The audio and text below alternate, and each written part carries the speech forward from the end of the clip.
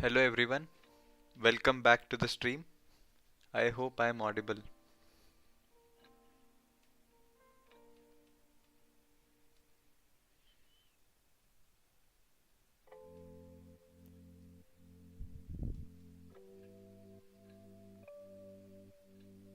Hello everyone, welcome back. Yeah, the sound looks perfect. So today's stream we are going to be remastering one of my past projects. Like I created one game during my first year of college as a project in my course of Introduction to Computer Science, and it was a basic game, but the idea was really ambitious. But given the time frame of the course, I was not able to give justice to the idea, and so I decided that I'll remaster that project and write it from scratch using OpenGL rather than using SDL, which will give me a bit much more lower level control for making the game. And let me show it to you all, guys. So let me go to my website. I have my projects right here. So you can see this game listed here, CVZ cubes versus zombies. So this was a simple game basically. It was mostly inspired by Call of Duty Zombies mode, if you all know what I'm talking about.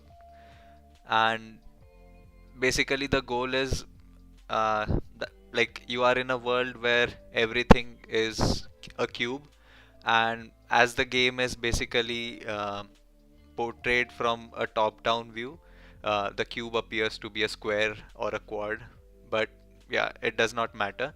So basically we are in this world of cubes, and there is some story to it. Like I'll be telling the story in much more depth in the later part of this series. But currently what I am working on is to create a level editor first, and then I'll make the game itself, and maybe what I'll do is try to put it on h.io or something so that you all can enjoy this game as well. So it's mostly like a zombie survivor game, where you spawn with minimal resources, and the waves of zombies gets difficult and difficult wave by wave, and you can obviously modify and buy different weapons within the game, unlock new areas. But yeah, it will get more interesting if I add a story element to it, which I'll be working on soon. So yeah, that's the main goal of the project. And without any further ado, let's get coding.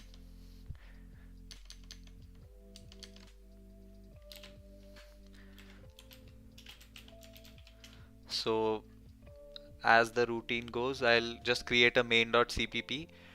We will not create abstractions unless and until we really need those. I'll just put everything into a main file at start, and later what we will do is, as we need things, we will create separate headers for those things. So let me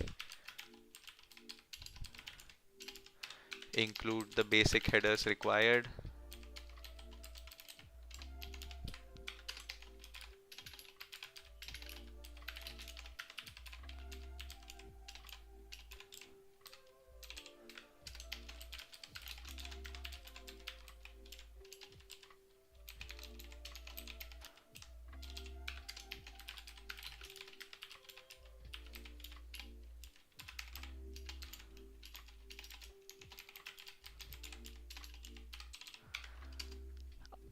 As usual, I'll be using glad as a function loader for OpenGL, glfw for windowing, and glm for our mathematics.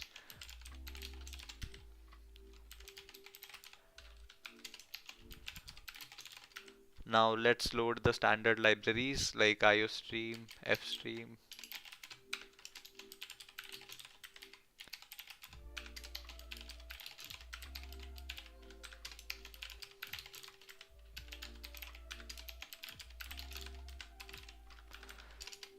Here we go. Now, what I'll do is we require the screen to be scalable. Just let me check really quick if my audio is proper.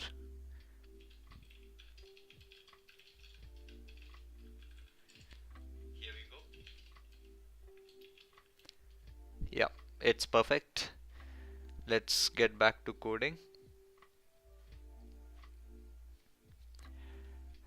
So, before we move any further, I think we should just go to the whiteboard and discuss about the main plan of the level editor so that we have things on paper before we can actually jump into coding. And you guys can actually join the Discord server I created. The link will be active for 1 hour. So just go in the chat and you can see a pinned comment from where you can join the server. This server would be really useful, and you'll be able to meet like-minded people there. So yeah, and only join if you are really interested in game and engine development. So let me launch Krita, and we will just discuss what is the plan exactly. I'll just create a basic canvas there.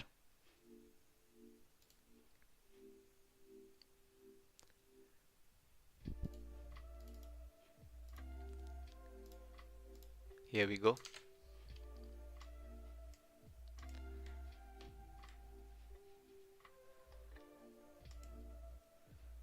I'll just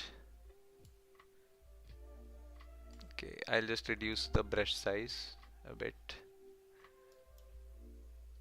Here we go. So what I'm trying to do is first I'll be creating a tile map level editor which will allow the user to build a map basically. So let's say this is my entire map. So for creating this, the user will first have to specify the tile size. It will obviously be a square tile, and this the tile would look like this. It would basically be just a quad with dimensions ts for tile size. It will be a square, and we will basically have a grid of such tiles. Let me draw a grid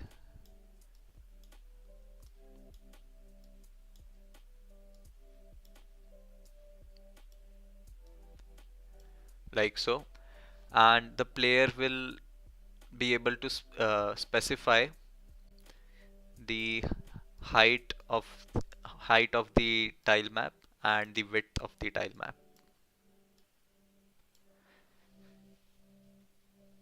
So basically, height and width, it won't make sense to specify it in the number of pixels because it also depends on the tile size. So what we can do is exactly we will allow the player to specify height and width in number of tiles, like let's say 4 tiles for the height and 5 tiles for the width, like so. And the player can define the world map. It will render quads like so. And what we will do is we will provide a basic editor to the user or the player, where the player can load in textures. um, I'll name the button ls for not ls, lt for load textures, just a short form for that button. So load textures will allow us to load the pre-made textures for this game, and also to load textures from a texture atlas or something. And like let's say in Krita, just like how you are seeing these kind of brushes here, maybe we can see the loaded textures as quads here in the editor itself. So the recently accessed textures. So player can quickly select these and apply it on our map. So this is the basic editor setup that I am planning to go for our game editor. And this game would be a top-down game, so just laying down tiles would be enough. But let's make it a bit more customizable. So what I'll do is I'll create, let's say, 3 layers of tiles, tile maps, like so.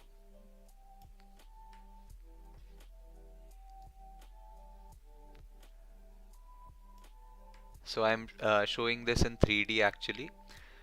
So these 3 layers here would be responsible for the placement of textures. So let's say this could be the base layer right here. Let me change the color. I'll call it BL, the base layer. Um, or simply let's name it layer 0. This would be layer 1 and layer 2. So player can basically place tiles in different layers. Just like in any photo editing software, you have different layers. So basically, any layer below would be occluded by any layer on the top. So that's what I'm going for.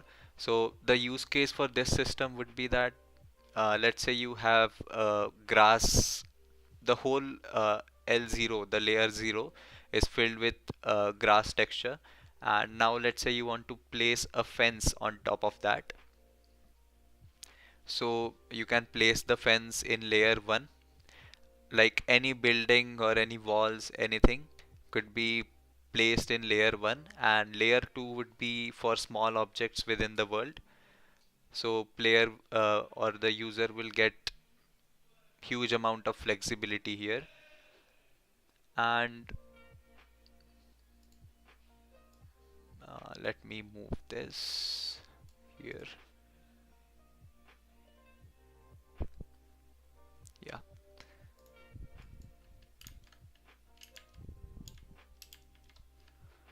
let me select this. Yeah, and other layers that we can try creating is let's say one more layer. We can do it as a collision layer. I'll call it CL. So CL would allow us to basically uh, select tiles which are walkable and tiles that are not walkable. And we can also create a illumination layer. I'll call it IL. So this layer will uh, allow me to place light sources within the game, like apart from the light that the player might have, let's say from the muzzle flashes and all. Apart from that, light sources like lamps, fire, or anything within the world, or even the sun, it could be placed in this illumination layer. So basically, this level editor will have 5 layers. So first 3 layers would be for laying down the map and objects within the map or the world, and the third layer would be for the illumination, placing the light sources, and the topmost layer would be for collisions. It will define the walkable regions. Okay, so before we jump onto this, like let's create a basic renderer first. So this is our plan for the final plan that we are going for. But before that, we must have a renderer in place which is able to render tiles given the specific dimensions of the map. So let me create an illustration for that. So let's say we have this map, tile map. I'll use gray lines and reduce the opacity a bit, like so.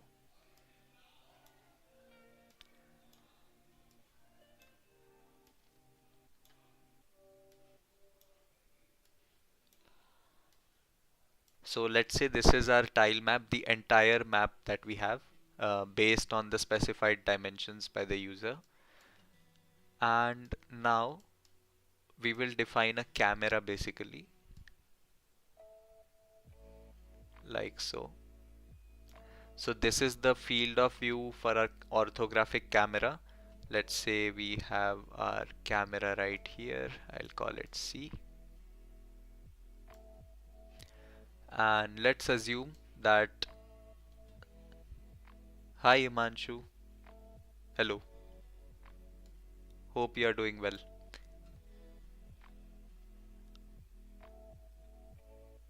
Answer me please. What Himanshu? I don't see any question.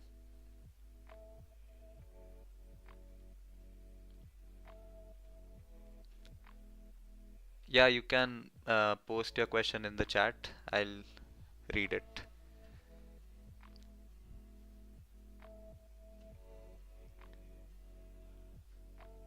Himanshu, basically, I am working on a 2D game, which is a top-down zombie survivor game, uh, a shooting game basically.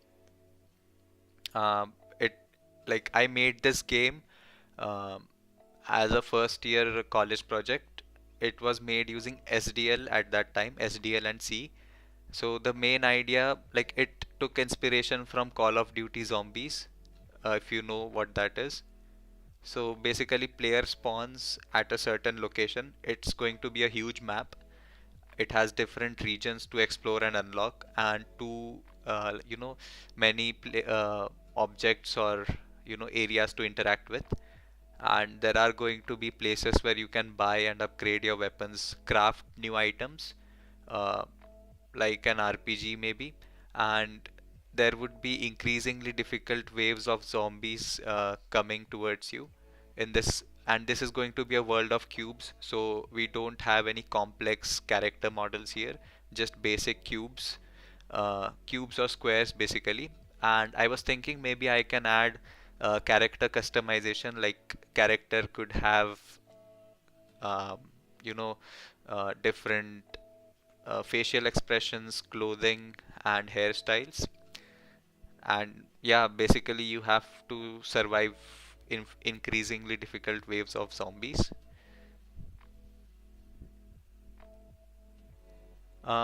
Actually, let me show it to you. I made it using SDL. So, like, I did not have much time during my course, so could not make it complete, and it was not so polished.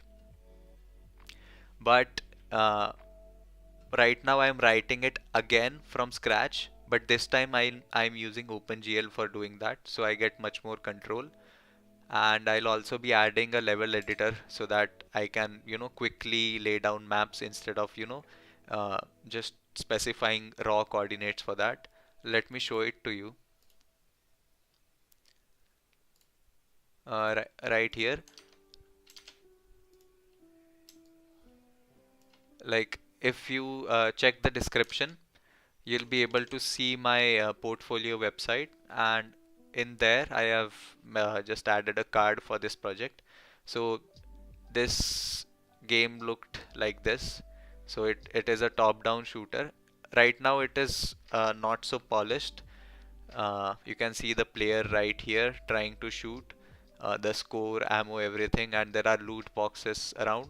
But this was not the final version which I wanted to create. This is, I would say, 5% or 10% of what I wanted to create. But yeah, I'll be adding those features that I was not able to add at that time, and I'm rewriting the game from scratch again.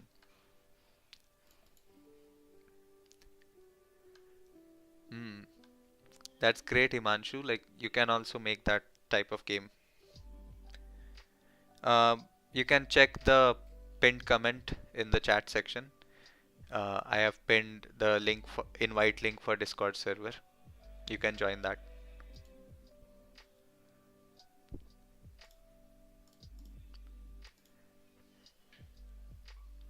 So guys, if you are really interested in game and engine development, you can consider joining the server. Uh, we will be discussing about all these things on the server, so it would be really helpful for you guys. So yeah, so this blue thing is our camera frame. This is our camera, And let's say our world origin is at this left bottom corner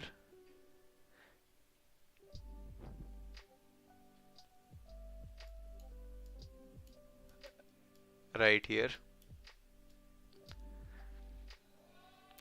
This is our world origin at the left bottom corner of our entire tile map. Great, Himanshu.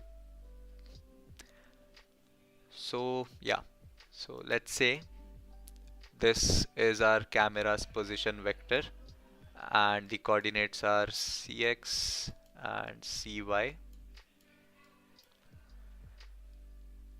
So what I am planning to create here is, so let's say we have this player right here with coordinates px and py, like so, and let's say this is the position vector for this player and this is position vector for camera with respect to the world origin. Now what I'm trying to do here is, so let's say when the player moves within the map of this world and the player moves outside the frame of the camera, which is this blue box right here, then I want the camera to shift upwards so that the player is visible.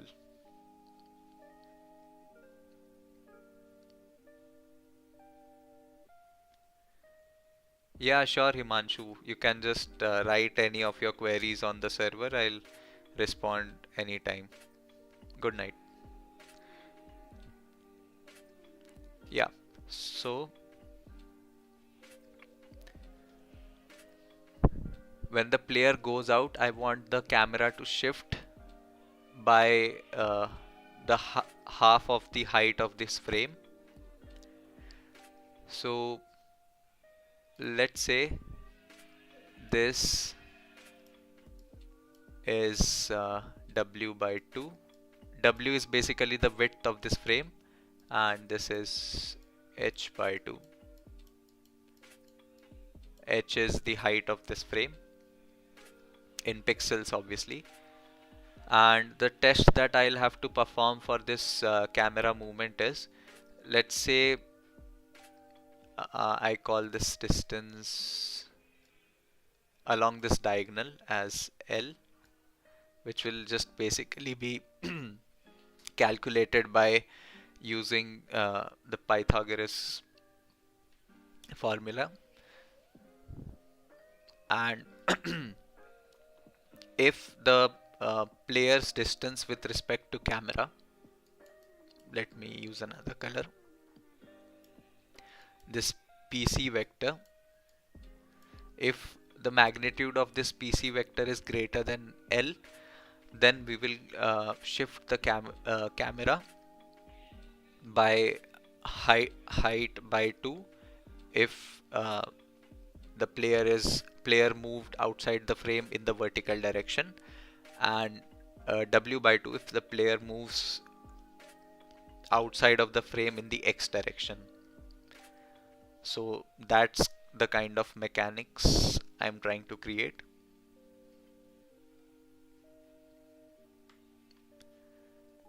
So let's write this much first and then we can work on the other things.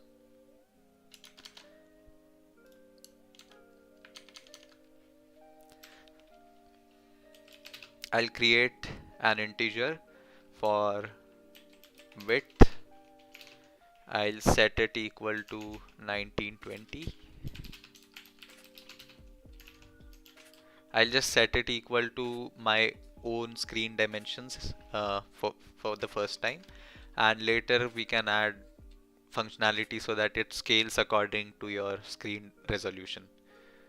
And let's create a const char star title. Let's call it CVZ.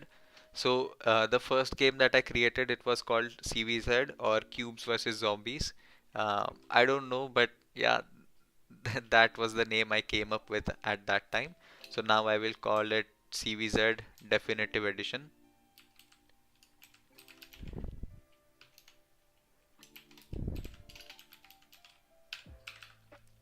like so. And let's also create a window pointer here.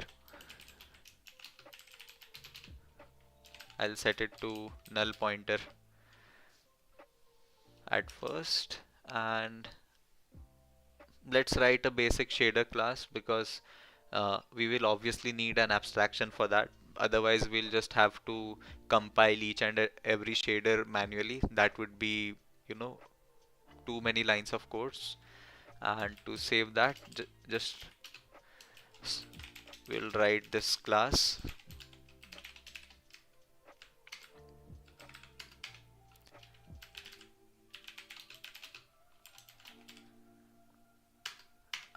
I'll create a private member variable called MID, which will basically be the ID of the shader. And let's create a method to load a file, which will take in the path for the shader file. And let's create a variable for the code itself, the content of the file. And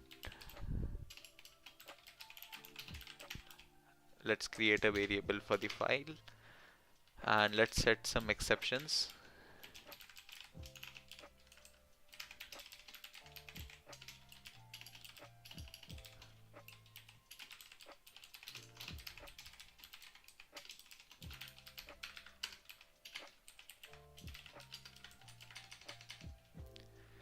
So we will add a try and catch block where we will open the file first,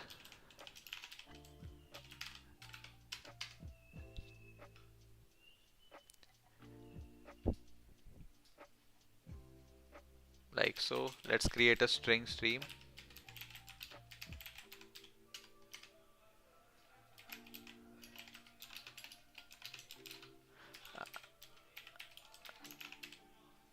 And let's put the buffer content of the file into this stream.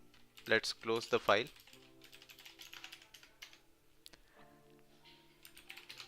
and let's put the stream content into our string variable, which is code, and we will just convert it into a string, like so. Let's add a catch block as well.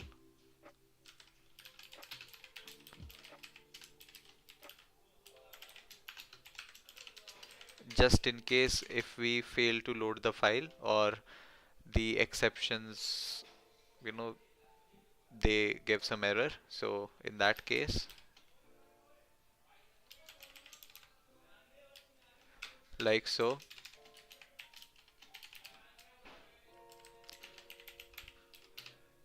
error loading file. Uh, we will add a path,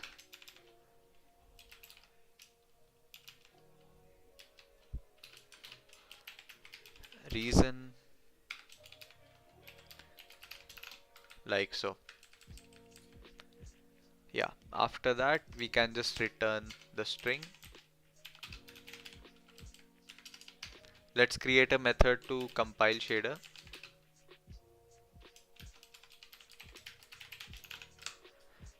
Right now we are not concerned about geometry shader and tessellation shaders and all those things. We are just concerned about the vertex and the fragment shader.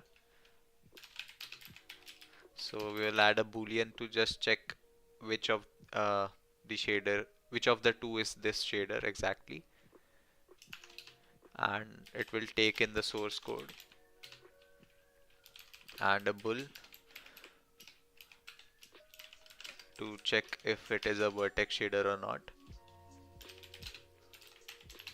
Let's create a variable named code, which will be basically our source code, but it will be converted into C style string.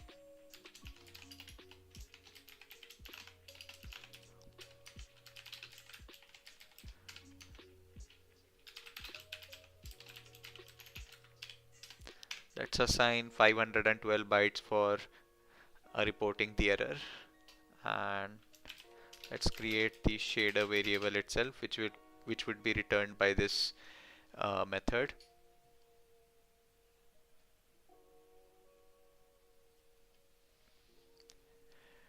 Guys, please consider joining the Discord server, which I have pinned in the live chat. If you are really interested about game development and graphics programming, you will benefit from joining that server. So if it is a vertex shader, then we'll create a vertex shader.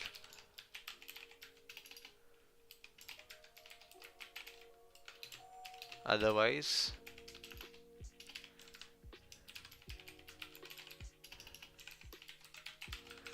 we create a fragment shader.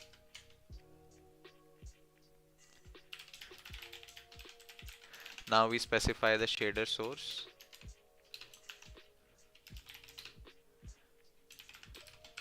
And let's compile. Now we will do some error handling.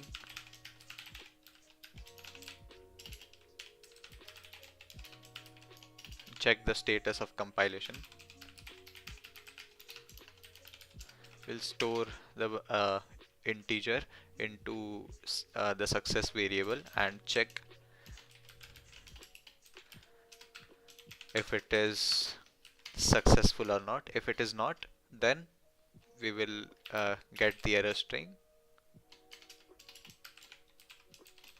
Info log is what we call it.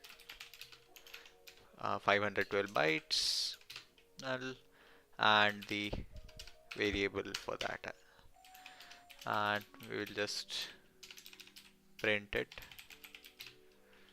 error, and let's just throw in the info log like so. We are done. Let's return the shader. Let's create another variable method which will be of the void type, and we'll call it create shader program, which will take in a reference for the vertex and the fragment shader.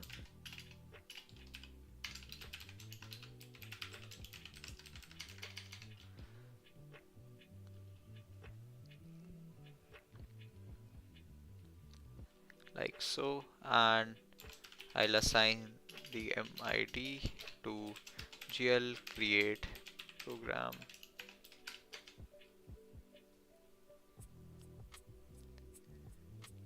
Like so, and now let's attach our vertex and fragment shader to this shader program.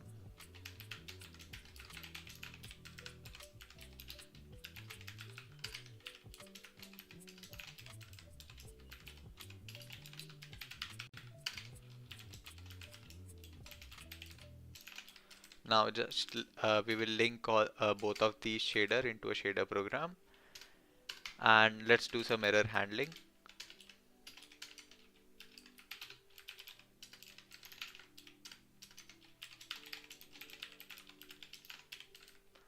And let's check the linking status.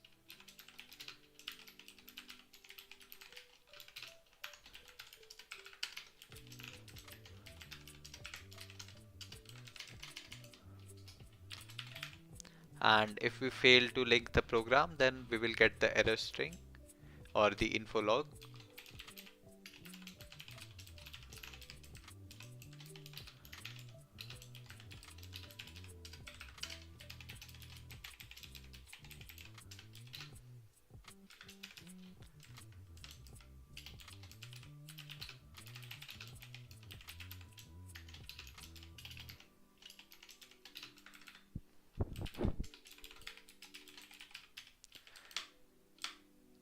That's it.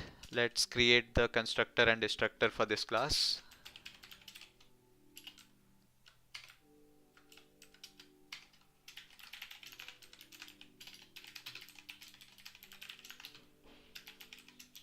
Which will take the path for vertex shader and fragment shader.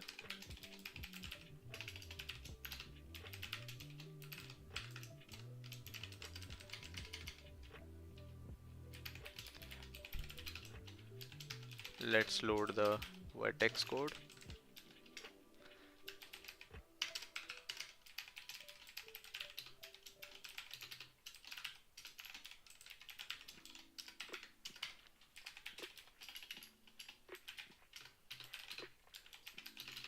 and we will compile the shader. Let's provide the source code true as it is a vertex shader.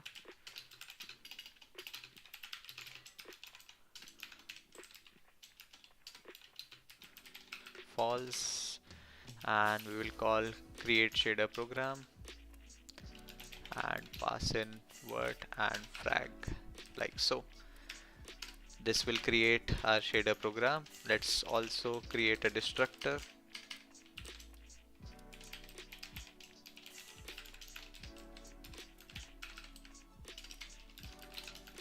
A method to use this current shader, like bind it to the current shader.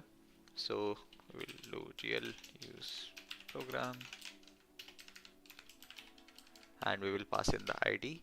Now, as usual, I'll create a templated method for setting the uniform values to the shader.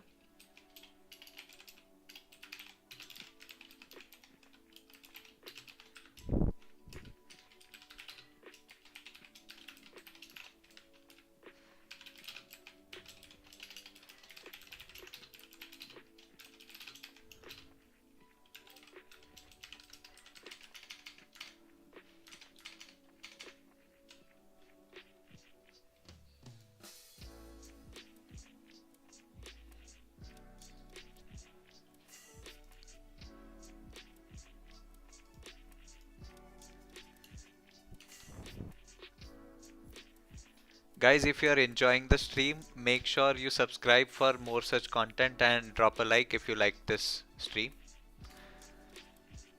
So, those who are new to the stream, they are just joined. What I'm doing is I am trying to remaster a game that I created during my first year of college and trying to make a level editor first so that I can lay down the map of this game really quick because I'm planning for a huge massive map for this game.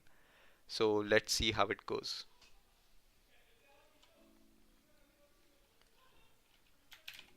Let's create unsigned integer for the location of this uniform variable.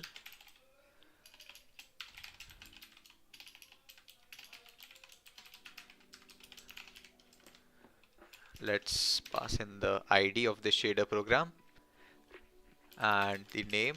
It requires it in the format of C type string. And now we will do const expression. We will use this is same v for comparing the data types. So if the data type is int, we will use gl uniform 1I like so, and we will set the value like this. Else if we will check if it is a boolean.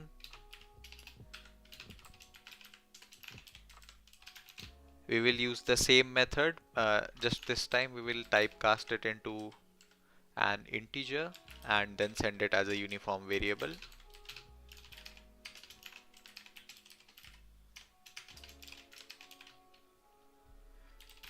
Now for the float,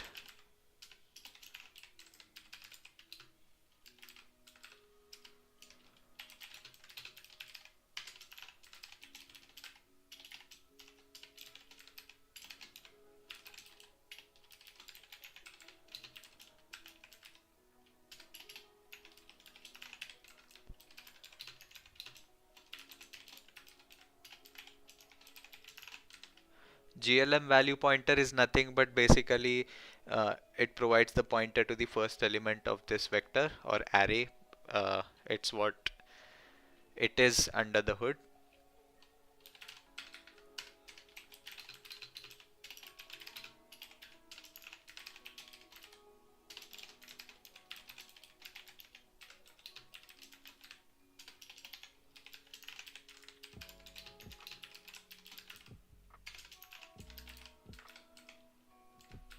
Like so.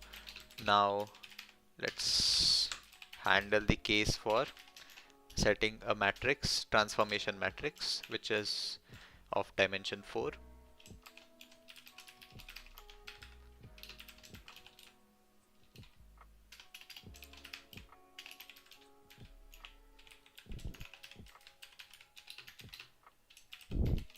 We will set GL float because we don't want to, take transpose of that matrix. And again, we will use the value pointer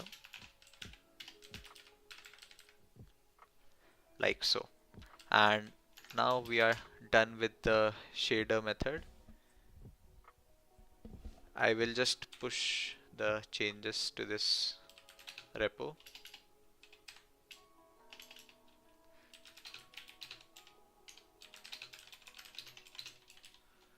Um, let's say that we added a shader class.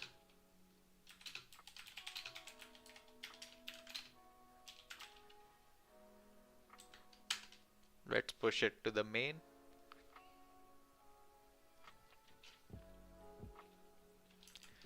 That's done. Now let's add some callback methods.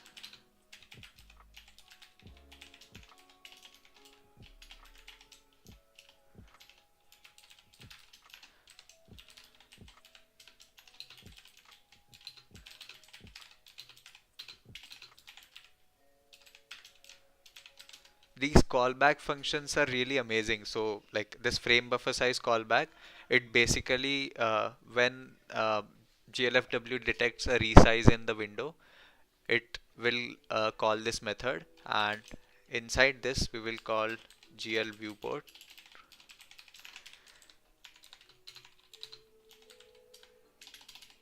which will basically change the size of this the viewport for OpenGL. And this is really crucial because basically after the rasterization step, like the code that we have in NDC is mapped to the viewport, and if you have the viewport dimension wrong, then the image or the thing that you are rendering would appear to be stretched and not so good. So that's also one thing to consider. We have that. Let's also create a method for processing input. You know what? Let's create methods for checking key presses. Is key pressed? And we will take a GL enum, which will be our key. And what we will do here is we will check, we will return if that key was pressed.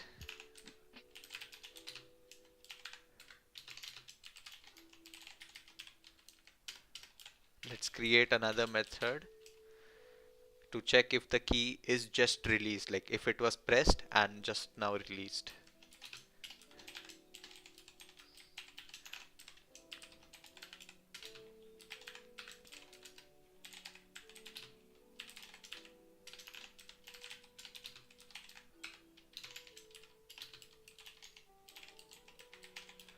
Like so. And now let's create the process input.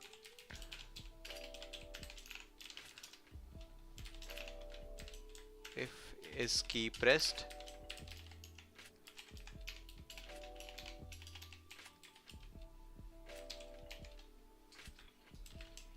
if the escape key is pressed, then what we will do is just close our window and shut down our program. So set window should close to true. Let's add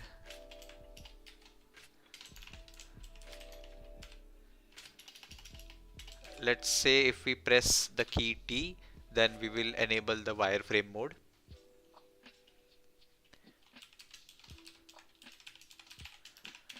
So we will set the GL polygon mode.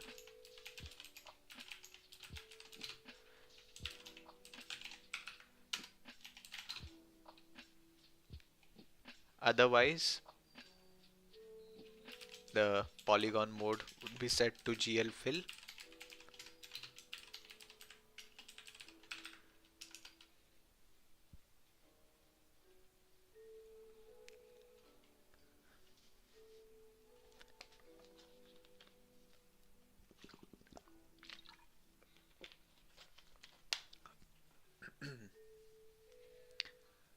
Yeah, so we have these basic controls. I think that should be it for this. Let's create our main method. I'll initialize glfw.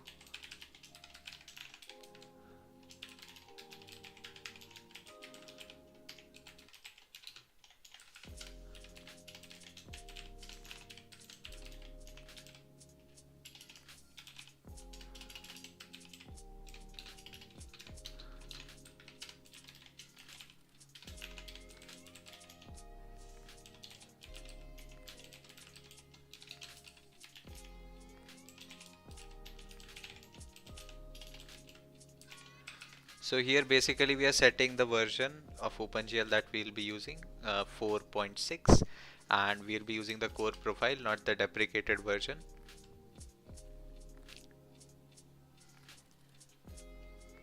And let's now create the window.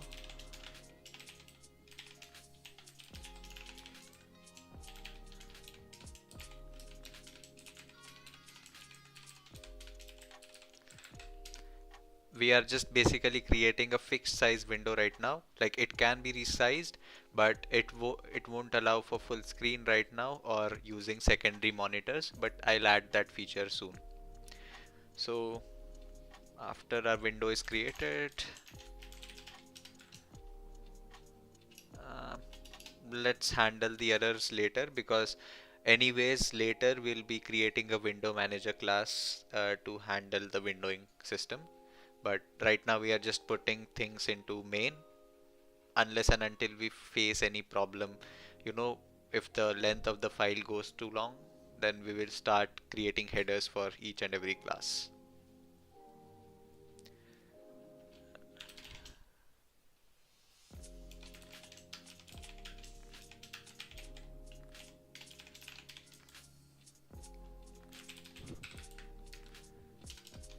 We will make the context current. So we'll basically tell OpenGL that this current window is your current context where you will be rendering the images. After that, let's load glad, the function loader.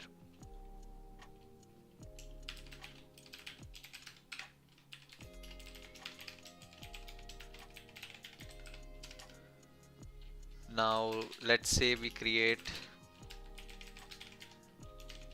simple vertices. We will define a quad basically of unit dimensions, and let's also specify the texture coordinates.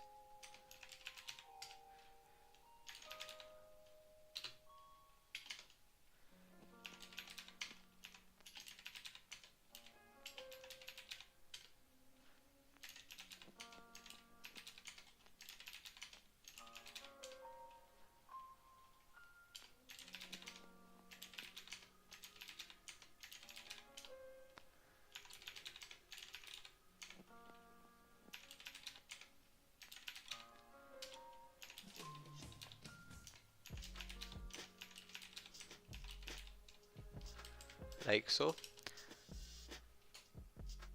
Let's also create a shader using our let's create an object of our shader class, and let's pass in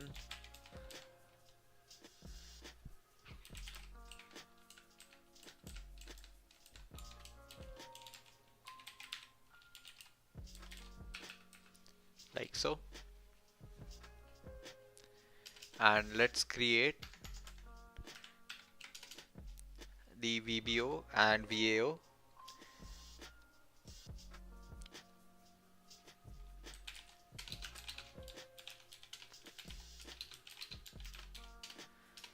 So basically the VBO is a buffer object.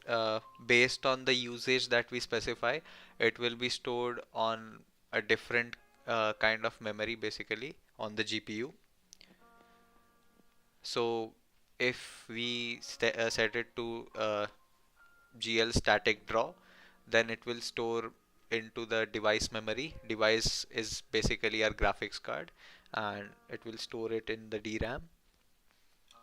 And if we specify it as a dynamic draw, then it will store it in a location that is, easier to access, because a dynamic draw tells it that we will upload the vertex data or update it multiple times. And so yeah, that's basically a part of the optimization.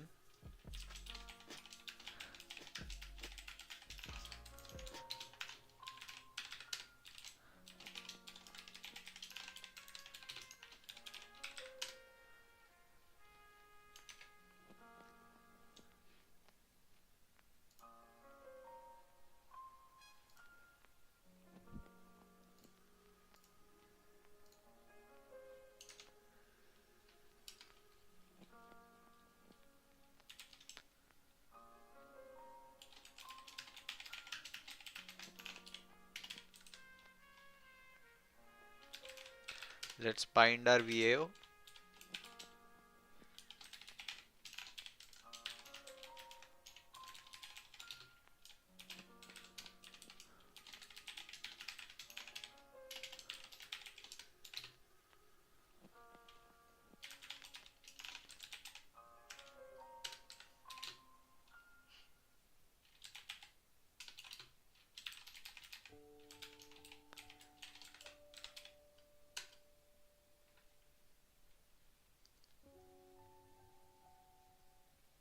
So we uploaded the data using the method GL buffer data, and after that we will specify the attrib pointers.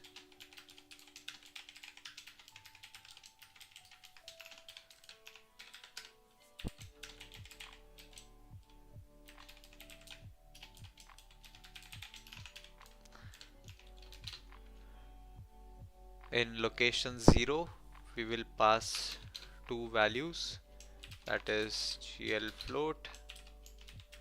It is not normalized, so we will use GL false, and the stride will be 4, stride value 4 times size of float.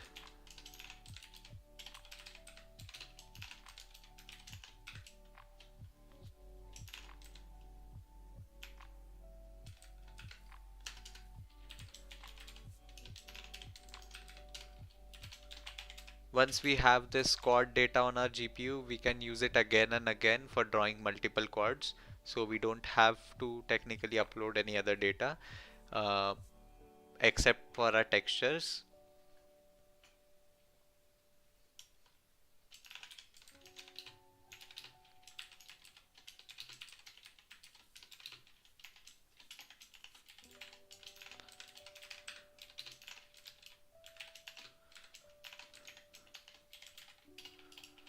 And the second attribute would begin after 8 bytes. So we will specify that value, the offset, and we can unbind our vertex array like so. Now let's set the callback that we created earlier.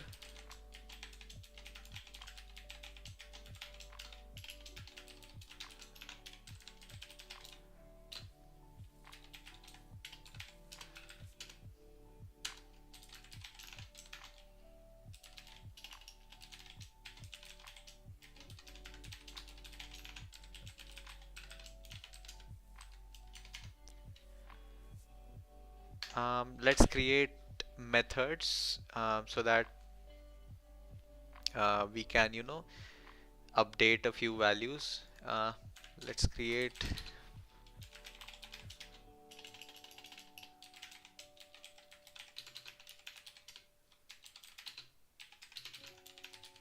this will be our delta time, basically time between two frames.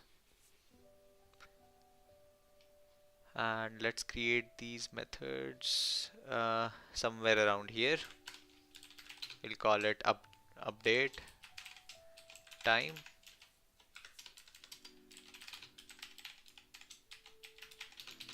we'll get the time, we will typecast it to float,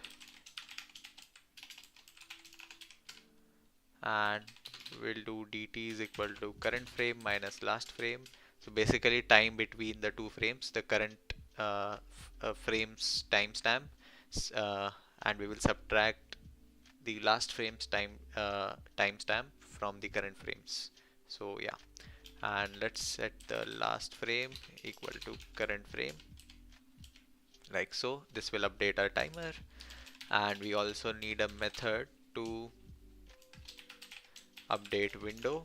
So what this will do is it will constantly update our window sizes based on the resizing of our window. So basically the viewport would also be affected with this.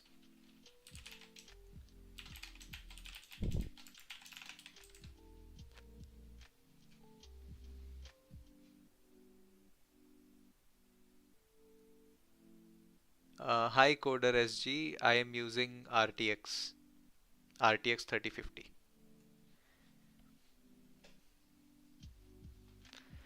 If I'm not wrong, it is NVIDIA's Ampere series GPU, the Ampere series architecture.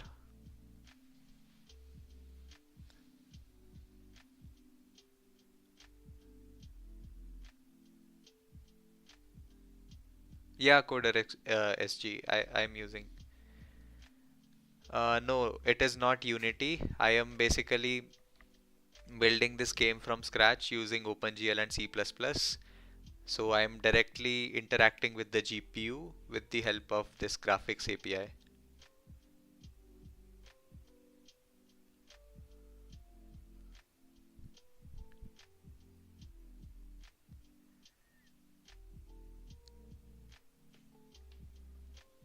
Mm, no, Coder SG, you do not require a GPU to be specific.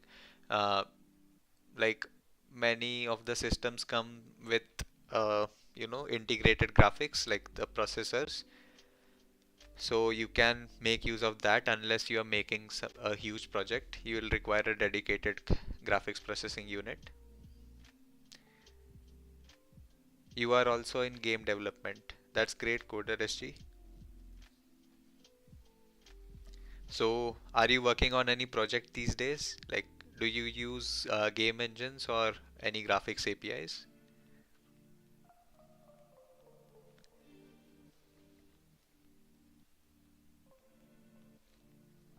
Guys, you all can join the Discord server from the link which I've pinned in the live chat. And feel free to subscribe to this channel if you like watching such content. Hi Abhinav, hope you are doing great.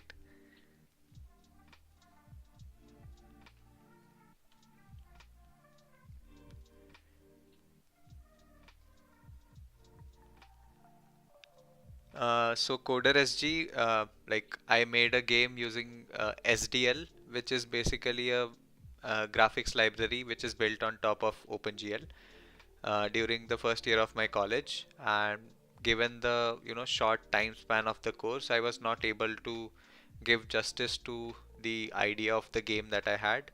So right now I have decided that I'll rewrite this game from scratch again in OpenGL and create modular systems so that I can edit levels and design characters in this game much more easily, and it will be using modern design patterns as well. So that's the plan. I am remastering the game. Oh, so you use Godot in mobile. Okay.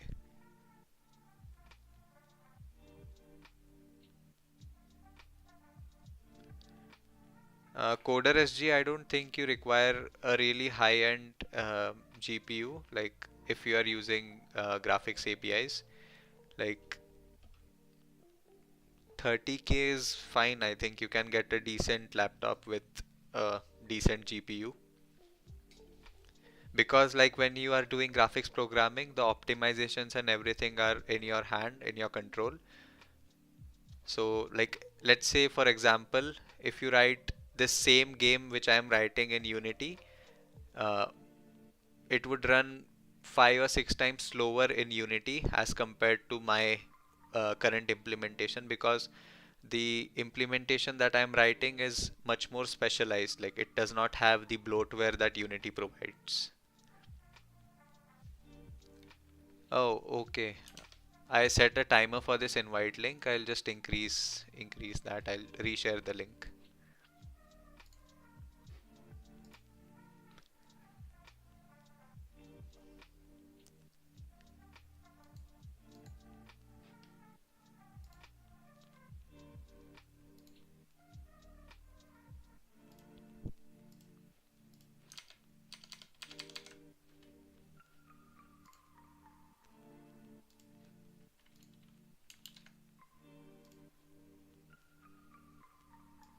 Here you go. Here is the new link. You all can join with this link. Abhinav, try this new link.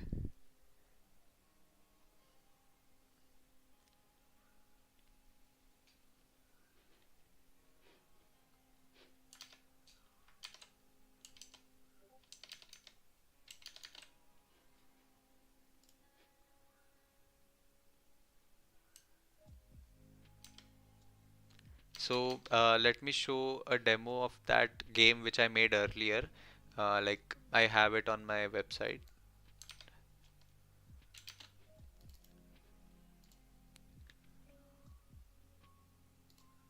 Yeah.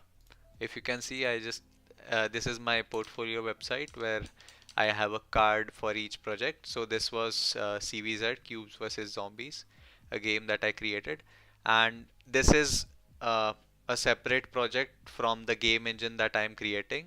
My game engine is called Crochet Engine, and this is a game that we are writing from scratch. So this will be engine plus game, but it would be specifically for this game, like this genre of game, not a general one. So yeah, so basically you spawn into this world of cubes. So you are a cube and every other entity in this world is a cube, and you basically have to survive increasingly difficult waves of zombies.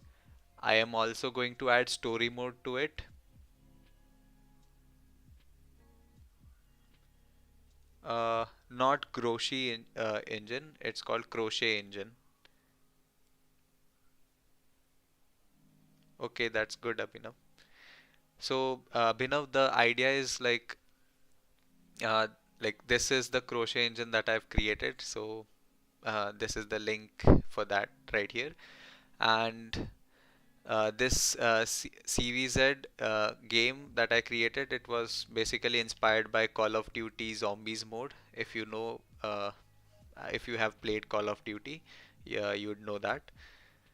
So you spawn in into this world and you have limited resources, and basically you kill zombies to gain some points, and you can spend those points, to upgrade your gear, like weapons, armor, and everything. And apart from that, I am also trying to add character customization, like you can try out different outfits for your character. Also, you can, you know, craft new items using the raw materials that the zombies or the enemies would drop. And I'm trying to create a huge game map so the player can explore it, and it will obviously have a story mode, so the player will play through the storyline, and you also have to survive this increasingly difficult waves of zombies. So that's the part of this game, and this is a separate project from the uh, crochet engine project that I was creating.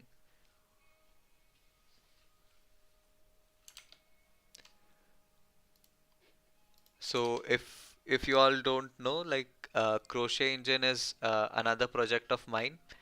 uh, IDE, okay. So I am using NeoVim as my IDE, and I used Lua to customize the interface a bit.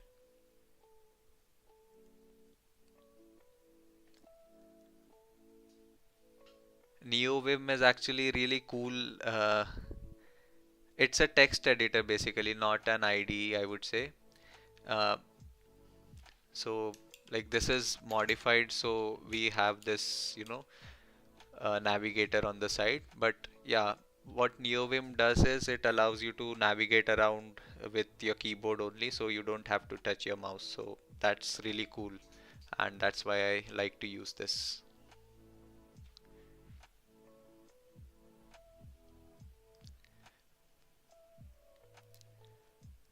So yeah, we were writing the update window method.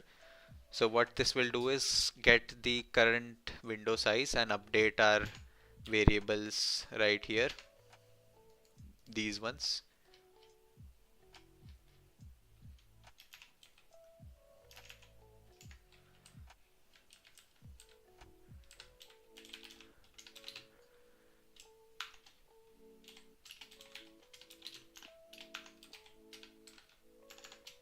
Like so. Now let's call these update methods right here. We will also call the glfw poll events, which will basically poll for different key presses, and the callback methods would also be uh, called using this,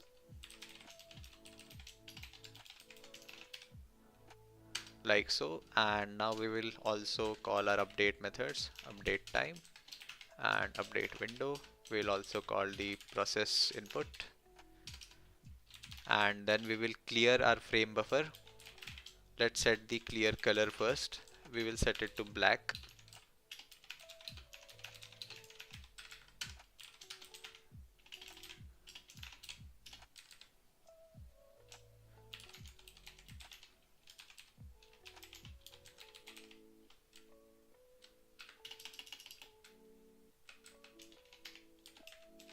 So we will only clear the color buffer bit, not the depth buffer.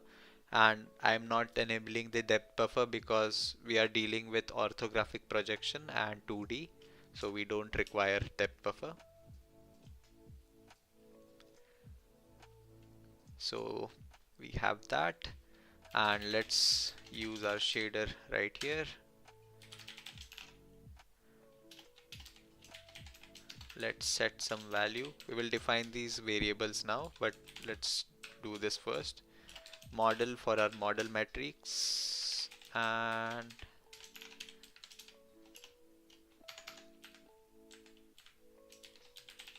our view matrix.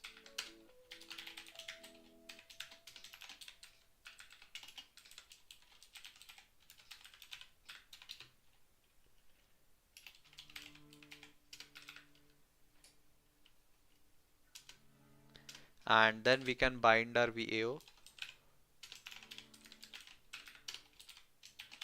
and we will do a draw call.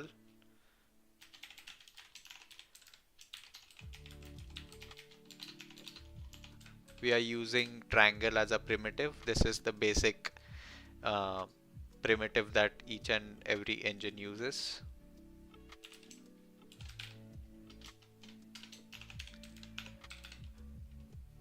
It is basically because triangle has this unique property that you can, create any polygon using the triangle.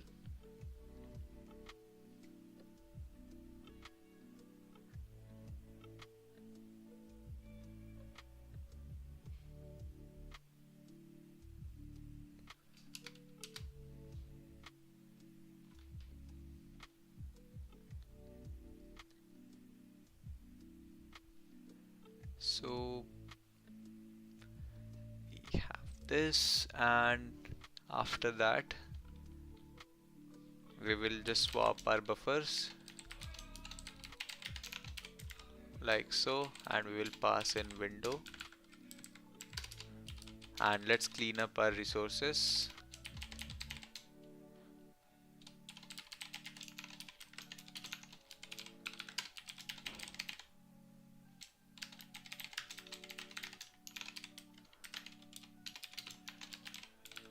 Like so, and we will terminate glfw.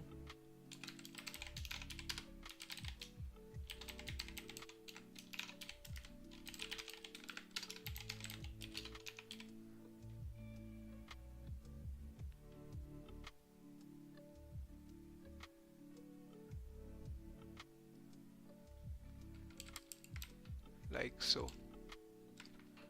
And this should render our quad. We will also have to define these matrices.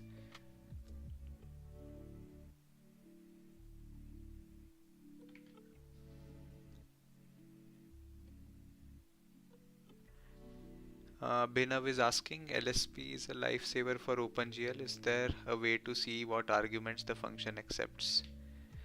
Uh, LSP, what do you mean, Binav?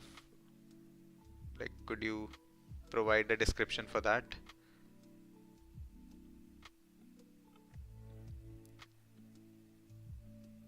Like for the arguments that the function takes, I think the API reference is the way to go, if that's what you meant.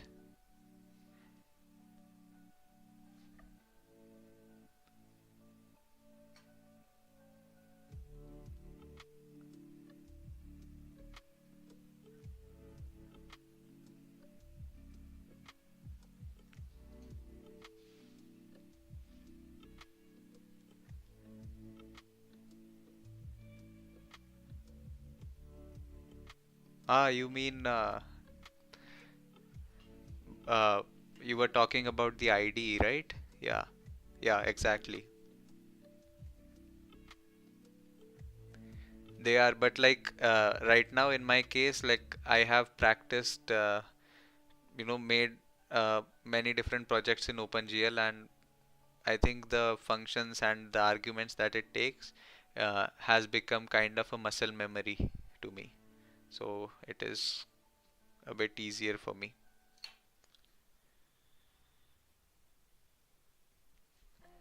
Yeah, so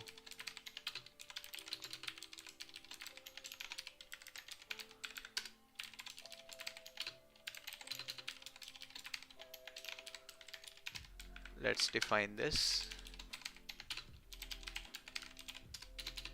And the projection, we will use the orthographic projection.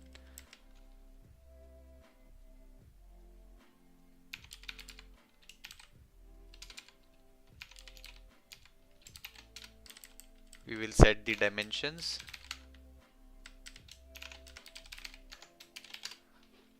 And for the model matrix, we will just scale the quad to the full screen size just for testing if this works.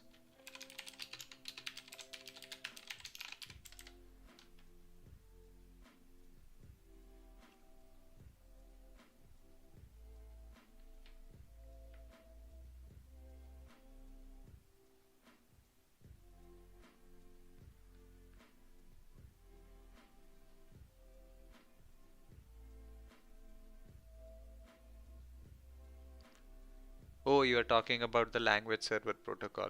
Got it, got it. Yeah, exactly. It is a lifesaver.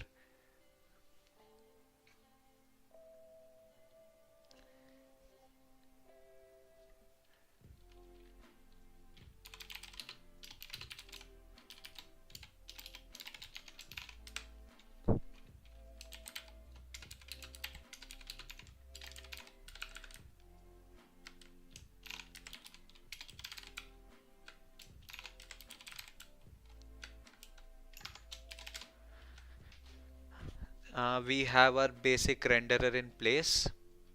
Let's write a basic vertex and fragment shader.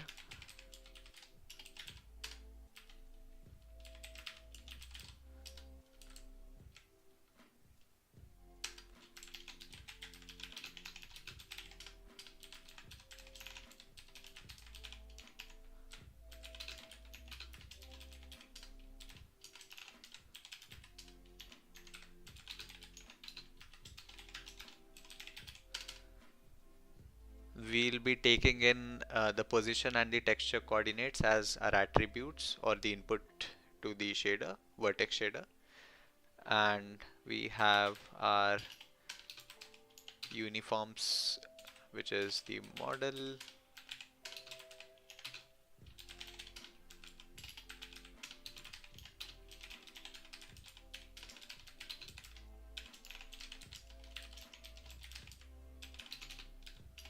will multiply these matrices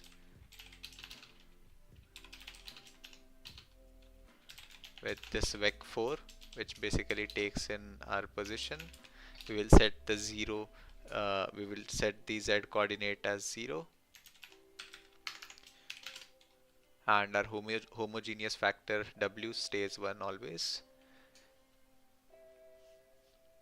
Yeah, this is our vertex shader.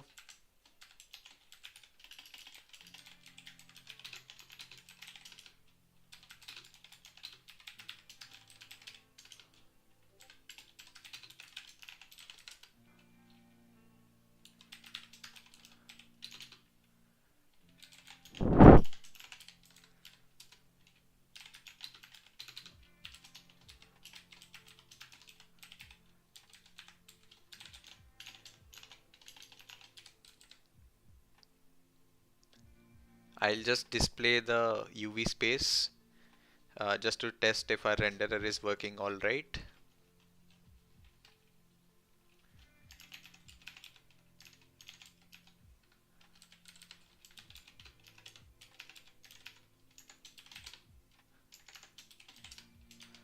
And after we check if our renderer is working all right, then we will add the logic to render a tile map.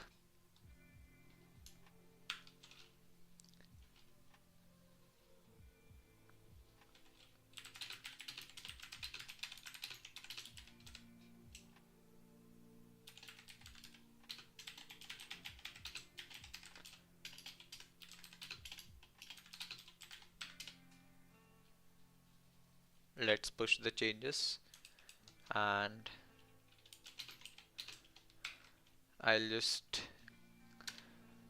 copy the required directories into our current folder.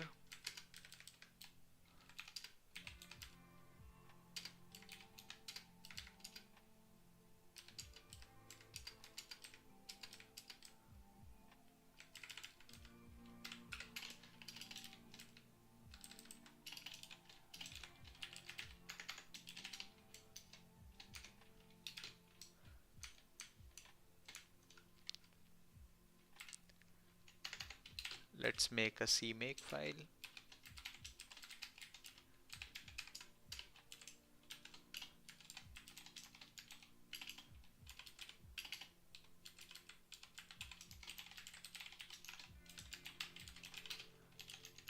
Let's set the minimum version as 3.10.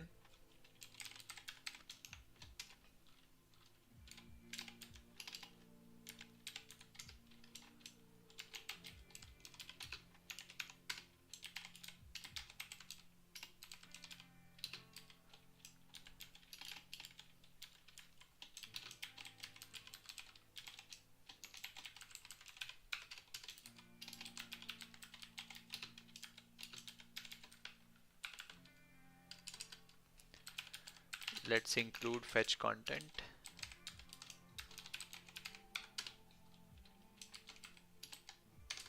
And let's declare. We will fetch glfw from the Git repository.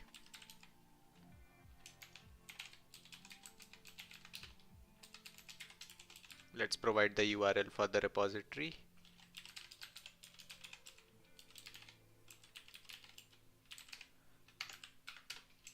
And let's specify the get tag. We'll be using 3.3.9.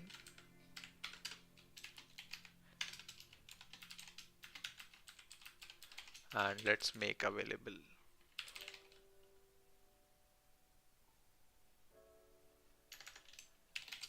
Hi, last name, welcome to the stream. You like the keyboard sound? I am using a keyboard by Rapu. I don't know. I just like the sound. It has blue switches. It's a mechanical keyboard. Guys, if you enjoy watching such live streams, please consider subscribing to my channel, and please drop a like.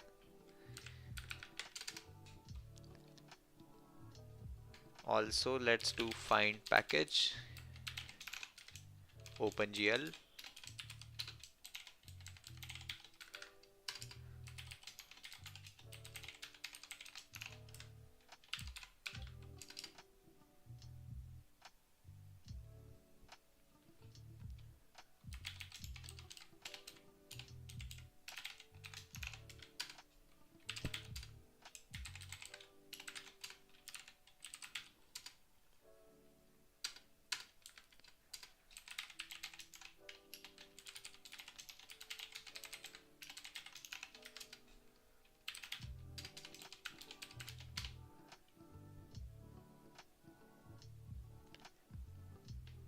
No last name. This is a 2D game, a top-down zombie survival shooter.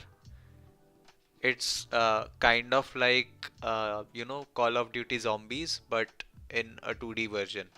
And this will also have a story mode and a massive world where you can explore, and obviously you'll have to survive increasingly difficult waves of zombies, and you'll have multiple weapons. You can craft items for survival and all that kind of stuff. And also I'm thinking of adding character customizations, where you can change outfits of the character. And yeah, any suggestions for this game are welcome. Like, you all can suggest like what else should I add to make this better.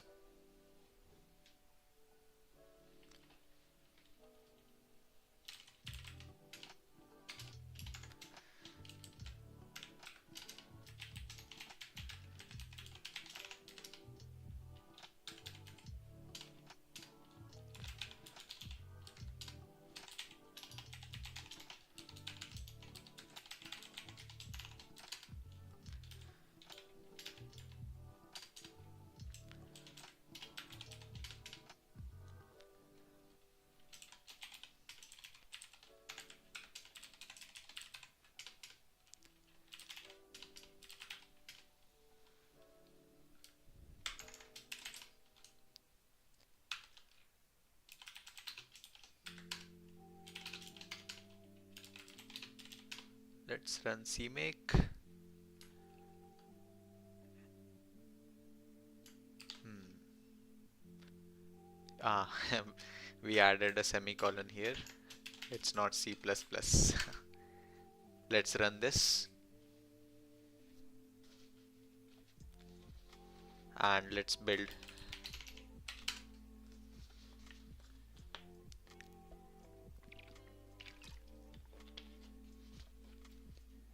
We have got an error. Let's check.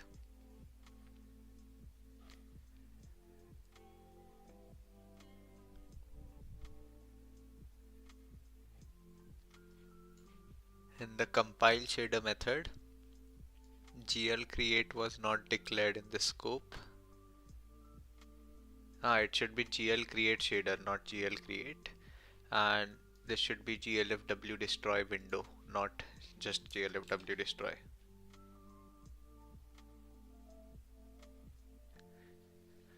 That's great last name. What kind of 2D games have you created with Unity? Unity is great, but like using a graphics API, puts you in control of the entire graphics pipeline, and you can create wonders with it.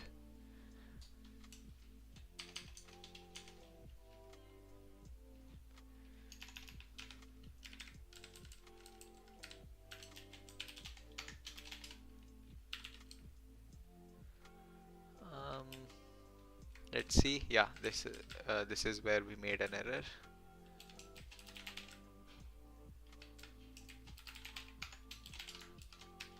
Let's build it again.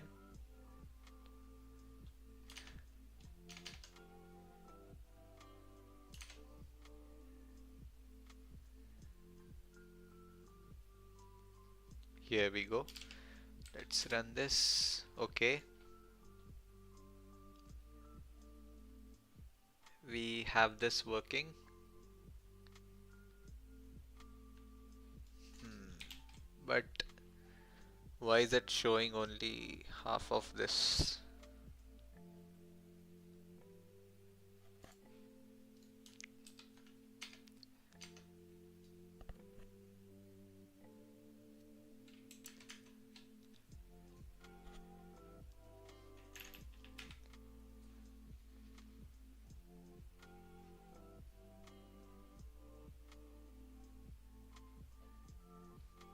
That's cool last name. Like, are you making an engine or a game? Are you writing a game from scratch?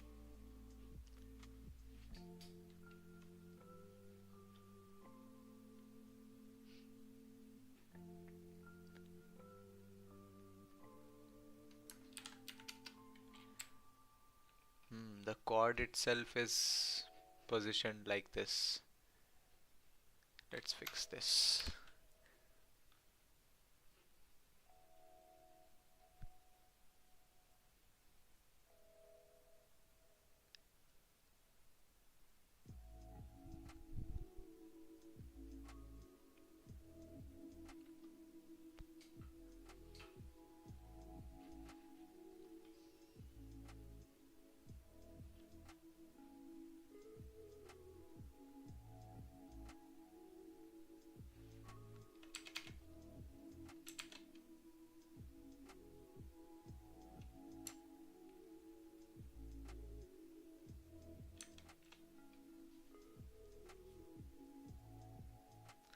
That's a great start already, last name. Like, um, getting your first demo scene rendered is a great achievement. Is it 3D or 2D?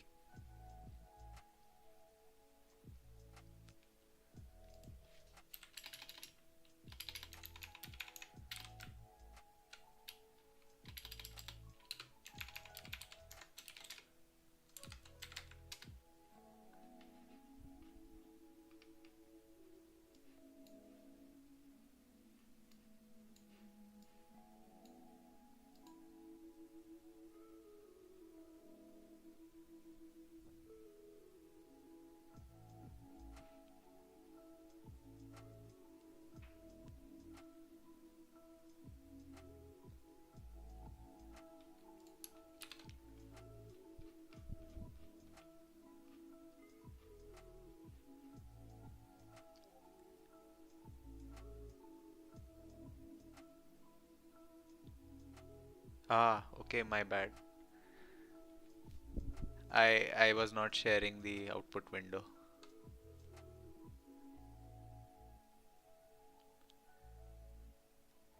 GL position. Let me check.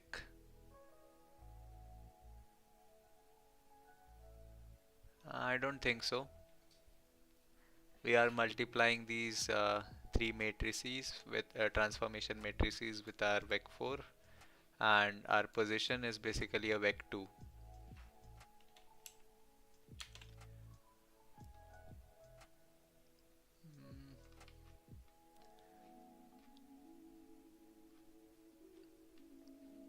This should also be GL false. Let's build it again. Okay, now it's fine.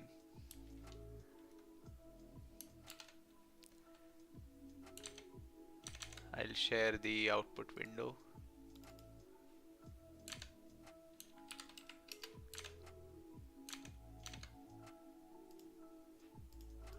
Is it visible?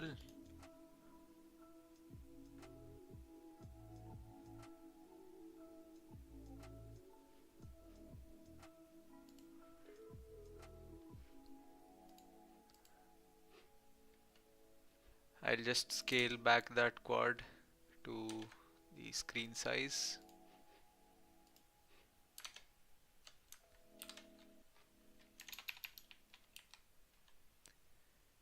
I am using NVim, NeoVim.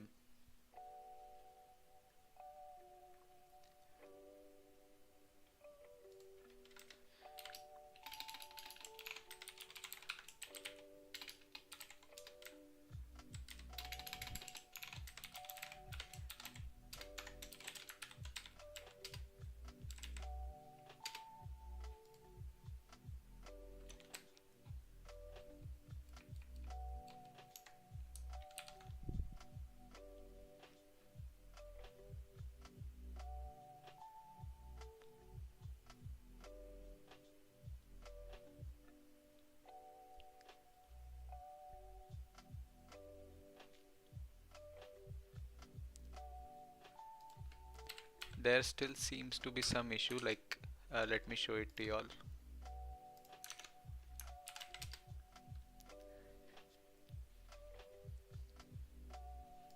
Quad is somehow not occupying the whole screen.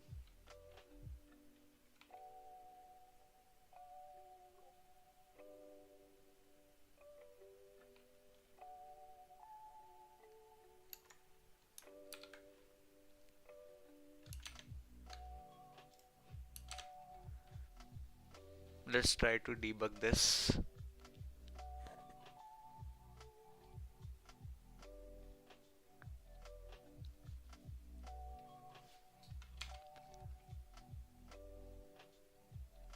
I don't think it's an issue with the shader.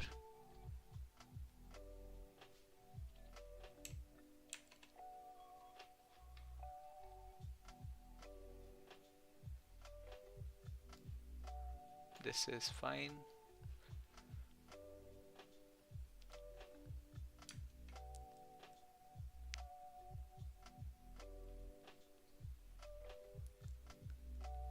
Even this seems fine. Maybe let's render a white quad first. Yeah, it's showing in half.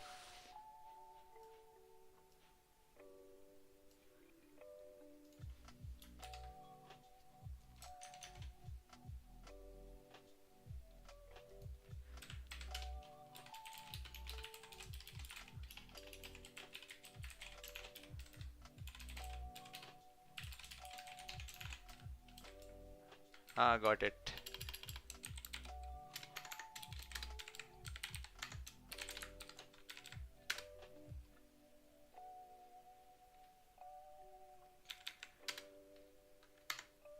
Yeah, it should work fine now.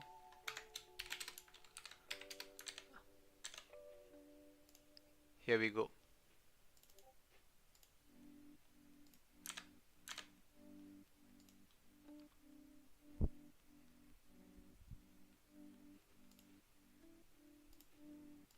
Can you all see the output? Yeah, yeah, I figured it out. Thanks for pointing out last name. Yeah. So this is the output window. This is basically just we are visualizing the UV space. So now that we have figured out the issue and we have fixed it, now let's get to rendering the tile map. Maybe let's go to Krita again so we can plan how we will be doing this.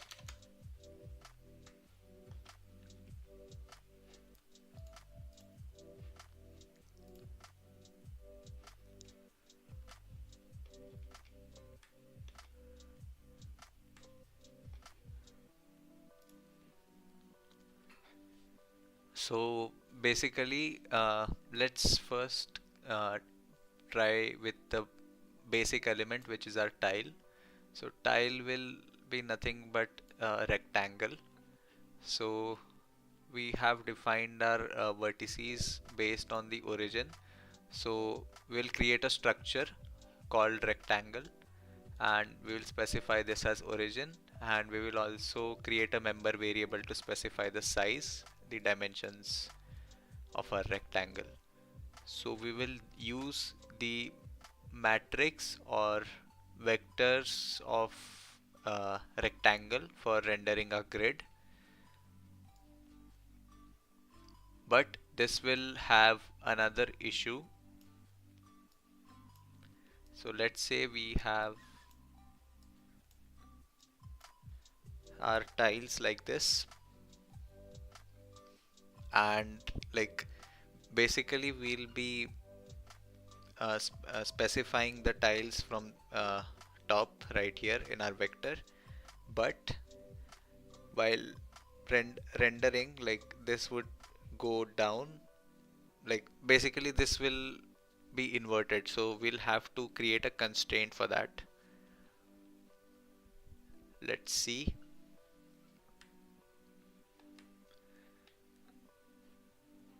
We will have tile size and we have the number of tiles, uh, like the height and width in terms of number of tiles. We can use that to find the position. So basically we have to start rendering from the bottom.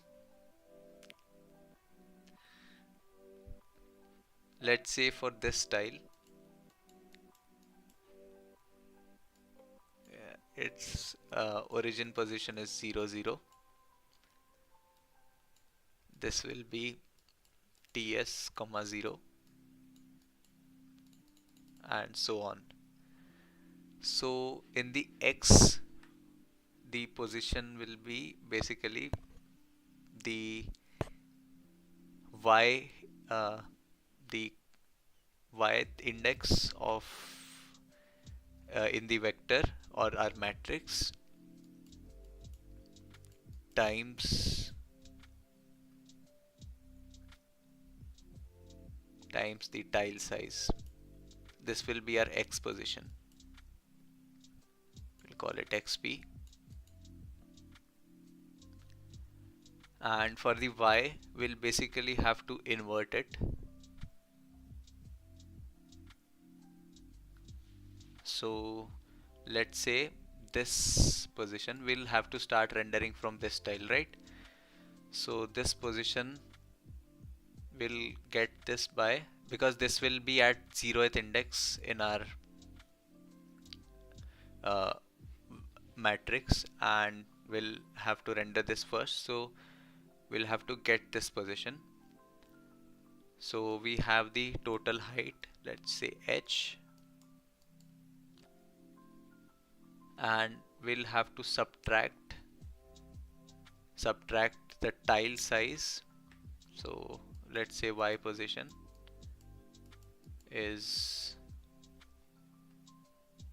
h minus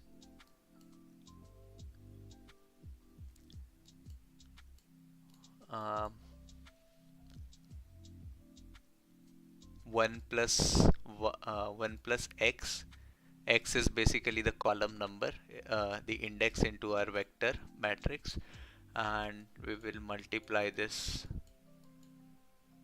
with tile size.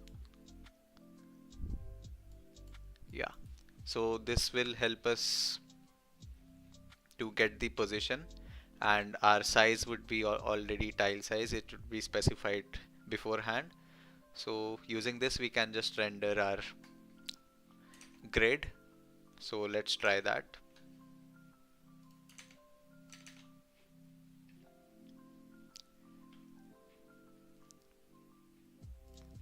I'll create a structure, or maybe I'll name it tile.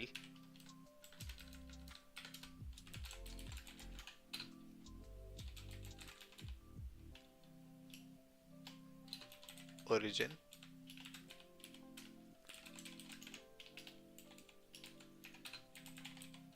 and size.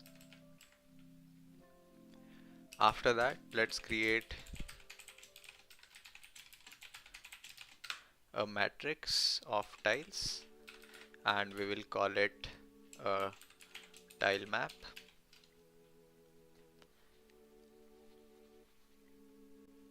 Like so. And let's also create a variable here.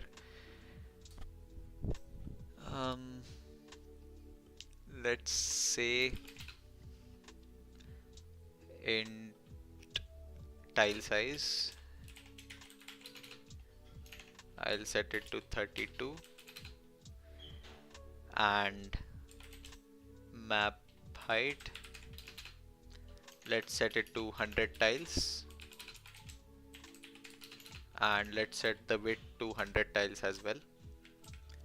And let's create a method to populate our map with quads.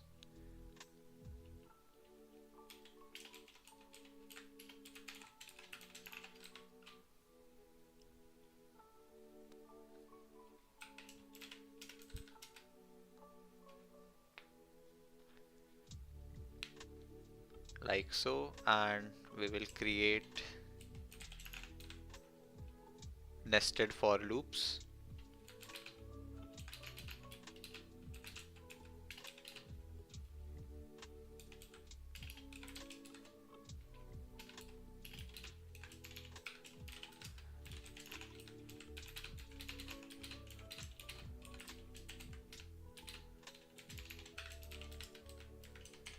like so.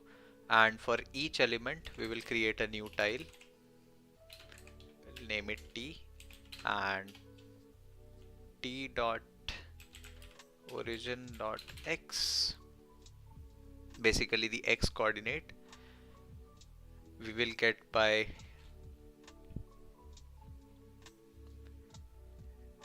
X times tile size, and T dot origin dot Y we will get by H minus 1 plus Y times tile size, like so. And for H we'll just do H equals map height times tile size, like so. Yeah, we are done with this. Now the size is equal to tile size comma tile size, because we are trying to have square tiles. We don't require any rectangular tiles. So we will just set the dimensions, both the dimensions to tile size the same. So this will populate our map, and let's create a method to render the map.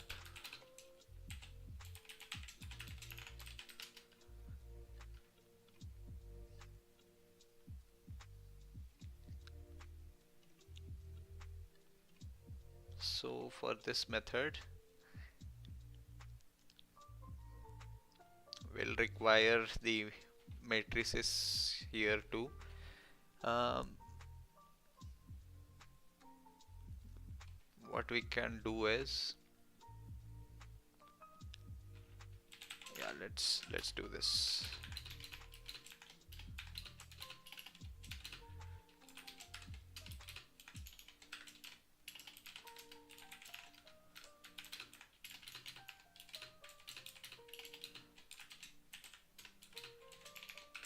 So first we'll test out this method, and later we will divide each and everything into different classes and header files, so our code would be much more manageable.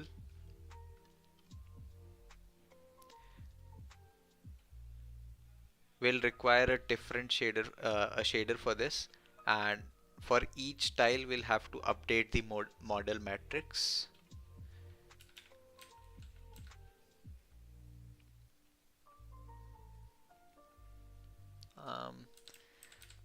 So let's say we take in the shader like so, and we can do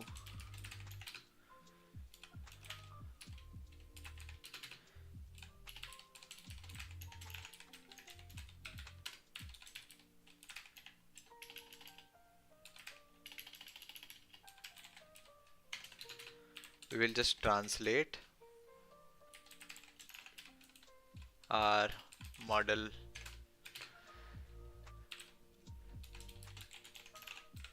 to basically the position of our tile in the tile map.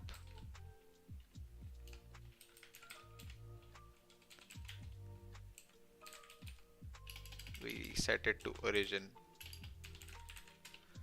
and as it is a vec3 we will just set the z component to 0. Yeah, and then we can bind the VAO.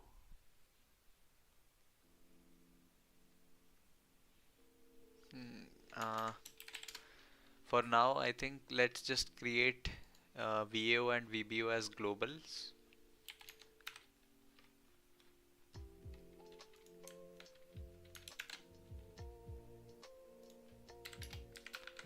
It's a bad practice, but yeah, just for testing things out we'll just use this.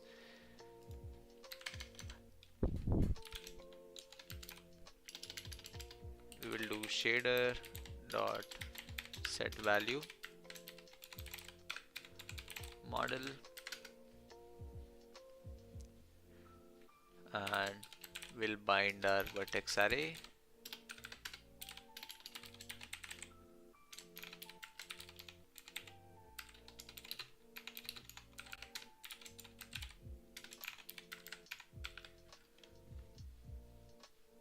Yeah, looks clean to me.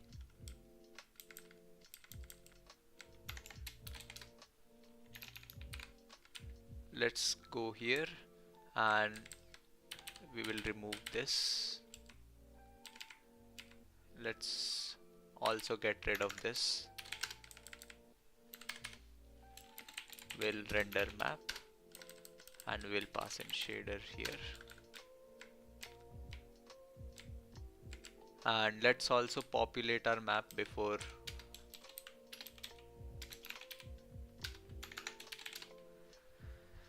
let's build it.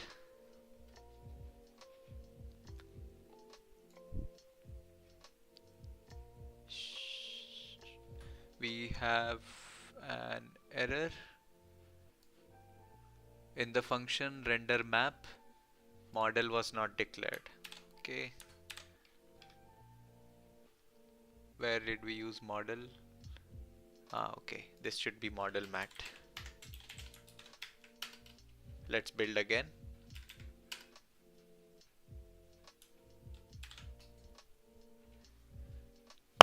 We are getting a segmentation fault. Let's try to run GDB.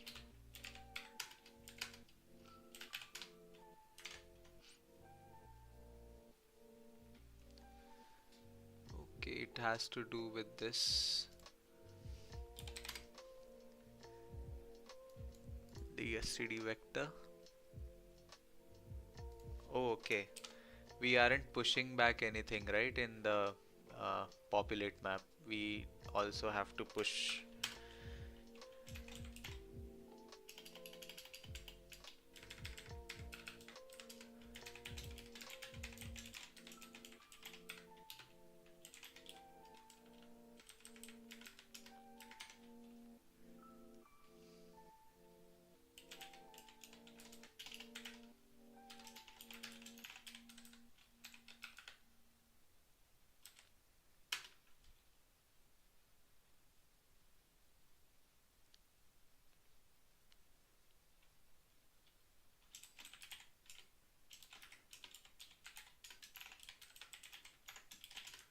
Let's build it again.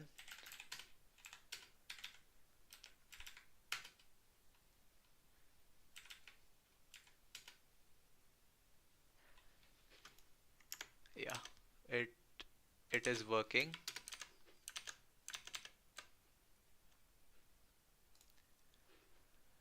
If you can see, we have a really tiny 1 pixel by 1 pixel quads rendered.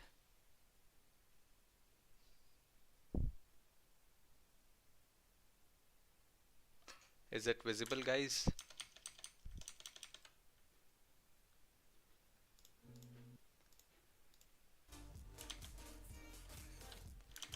Uh, the issue here is we are not scaling these quads. That's why these appears as points. But this is also really cool, right? Like a mesh of points.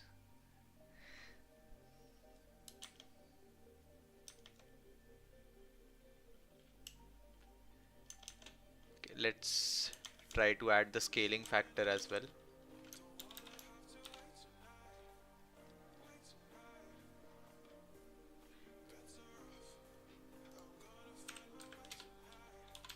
Let's also add scaling.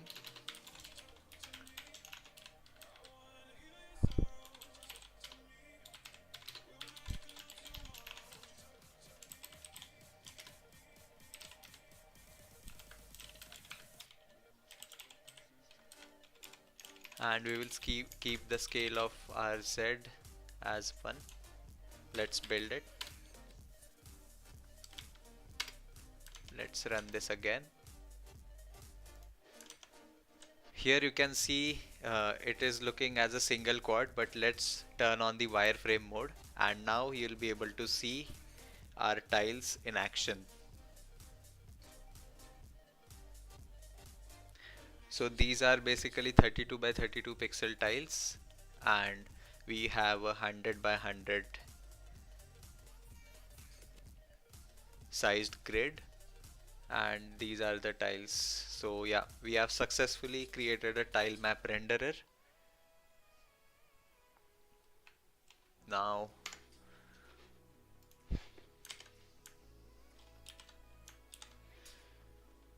okay, so we have the tile map renderer, but I think I'll be creating the game assets using 32 by 32 pixel canvas, but I can keep the tile size as 100 by 100 pixel.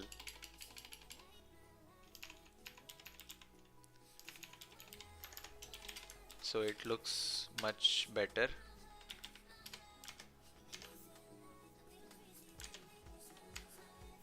like so.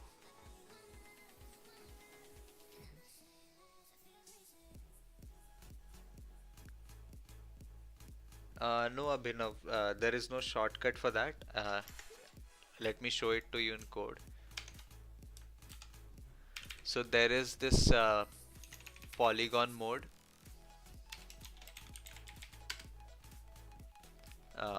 This method called polygon mode, where you can set the rendering mode. So I have set it like based on a key press. So when I press the key T, it renders the wireframe mode. Basically changes the primitive from triangles to lines, which is basically showing the wireframe mode. And when I release the key, it will again fill it. So that's how I am rendering the wireframe.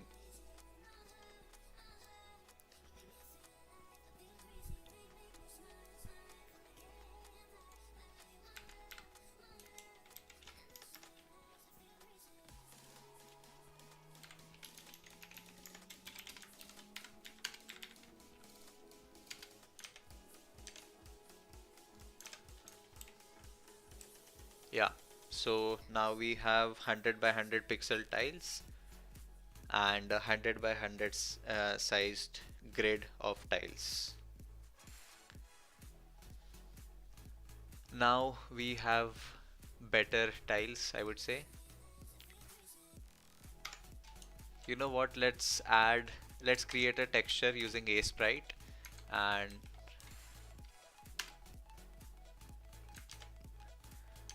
I'll just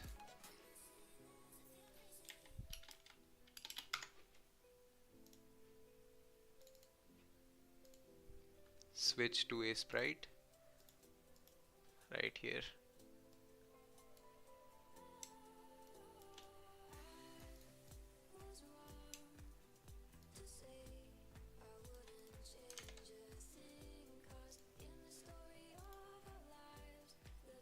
Let's paint a grass tile, and we will just apply it to our map. Something simple will try.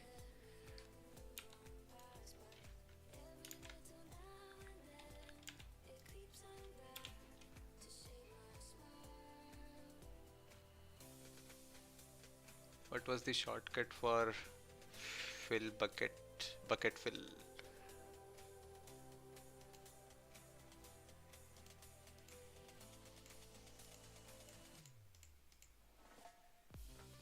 Yeah, paint bucket was G. Let's get a base green color. Um, Maybe a bit darker. Let's use the HSV, and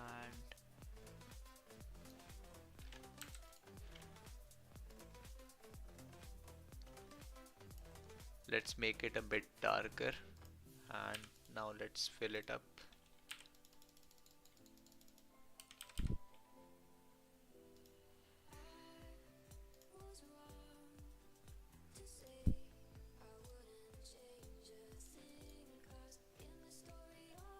Yeah. Now we can paint the highlights. How should we do it?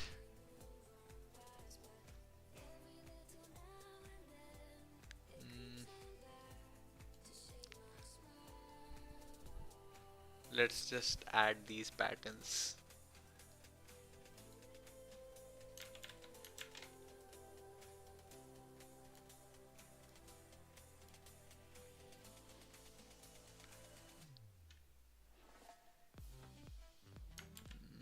Doesn't look quite interesting, right?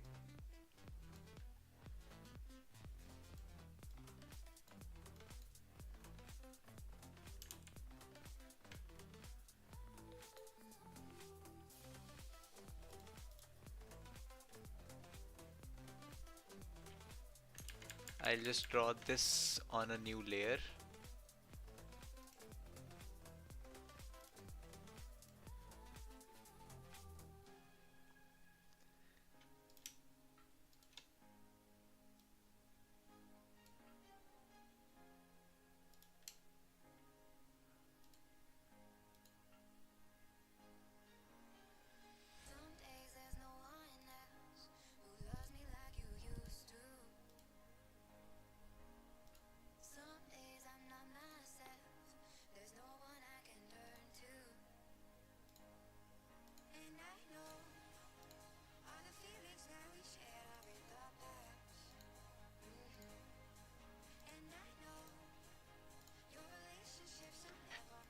Right now I'm just making it really quick, not much detailed,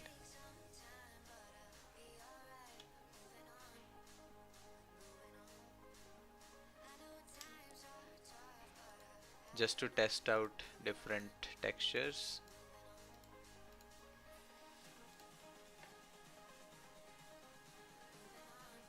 Yeah.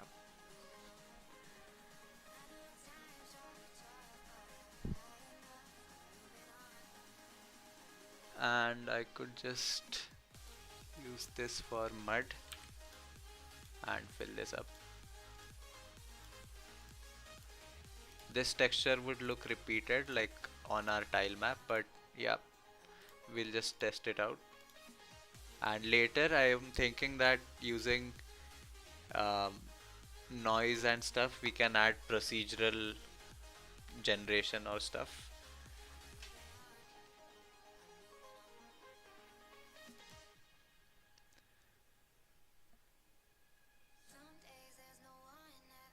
Ah, yeah, exactly. Thank you for suggesting last name.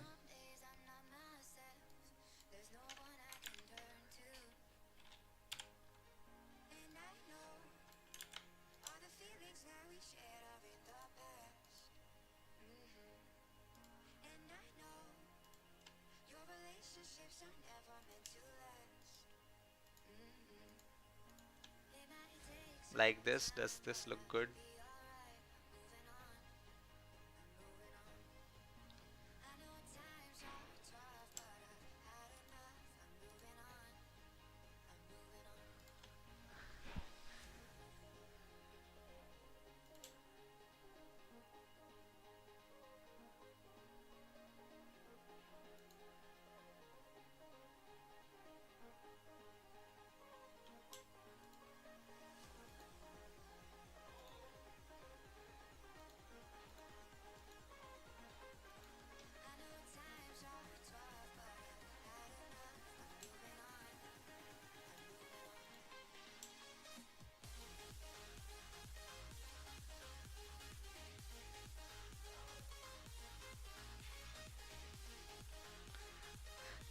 This is what it is, but yeah.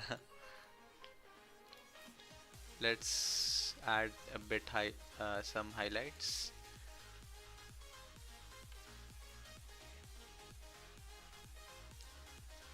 Let's imagine light source coming in from this direction.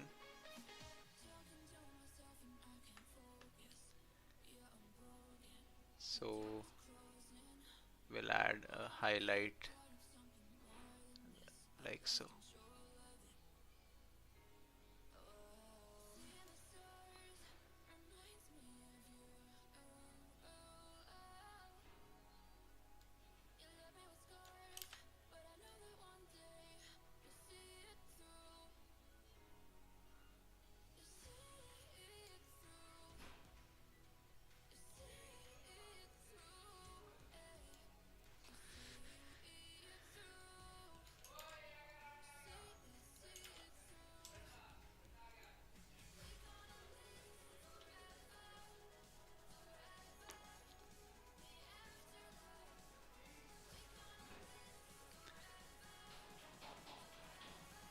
This looks so fine.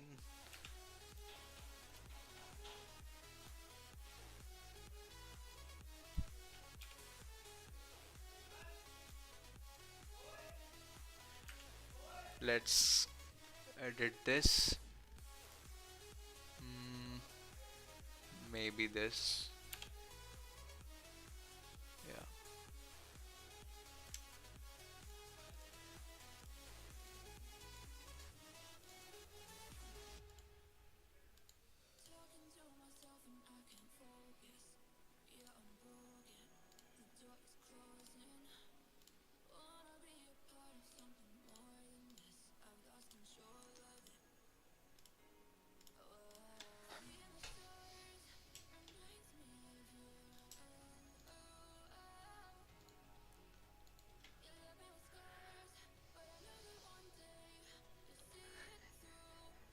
Is it looking any good? Guys, feel free to suggest.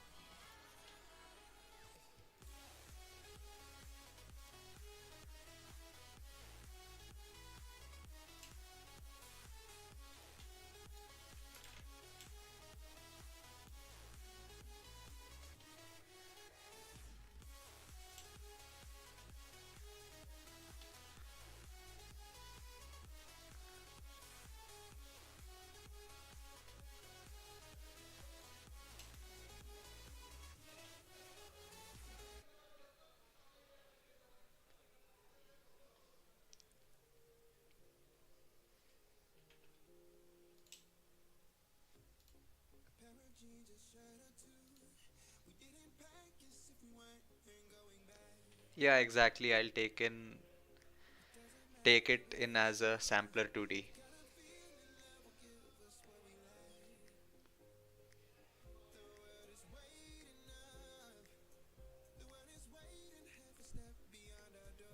Okay, Abhinav, let's try adding dewdrops as well. I'll just finish up the shading.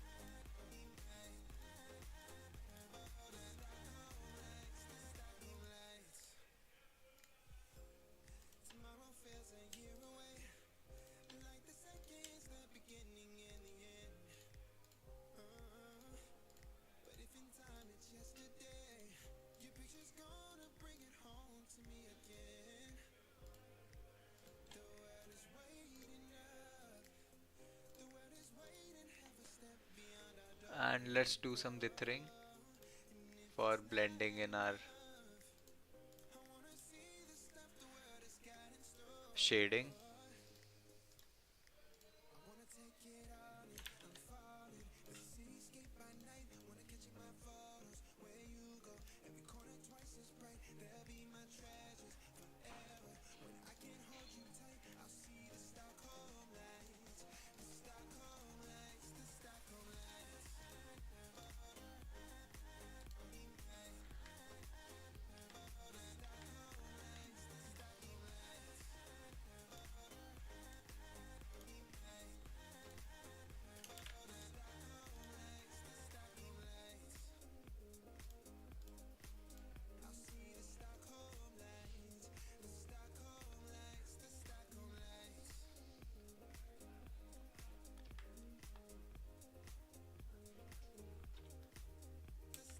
Let's add this dark highlight here, maybe.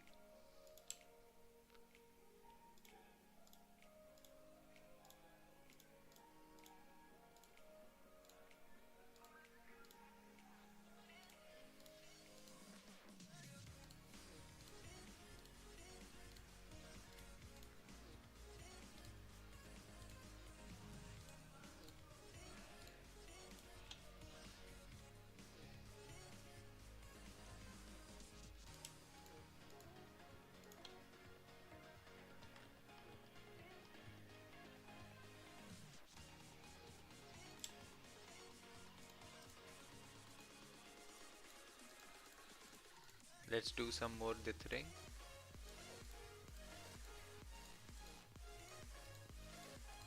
Let's shade first and then apply dithering. So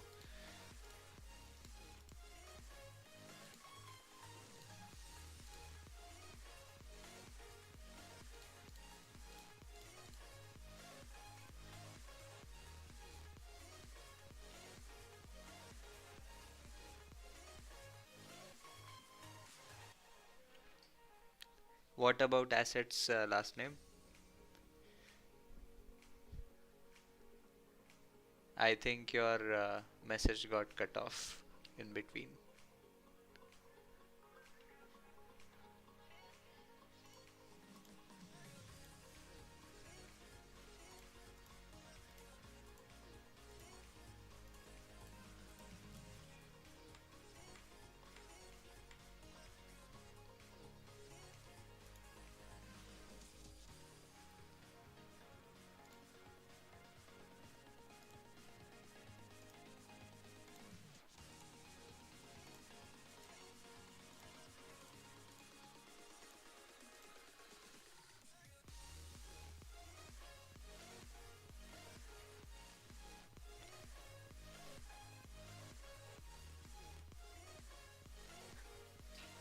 Now the dewdrops, as Abhinav suggested.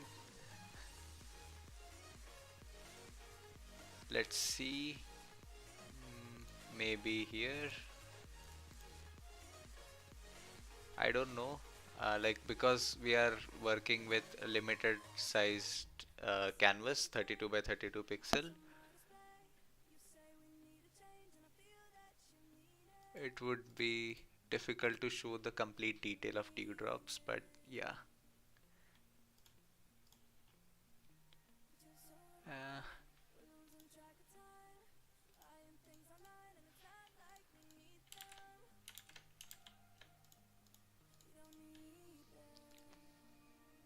we will add a specular highlight to this in the direction of light, like so.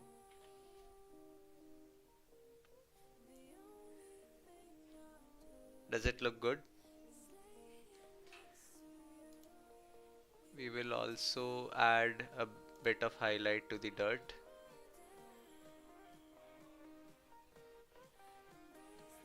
Yeah, we are anyways testing, so we'll just keep it simple.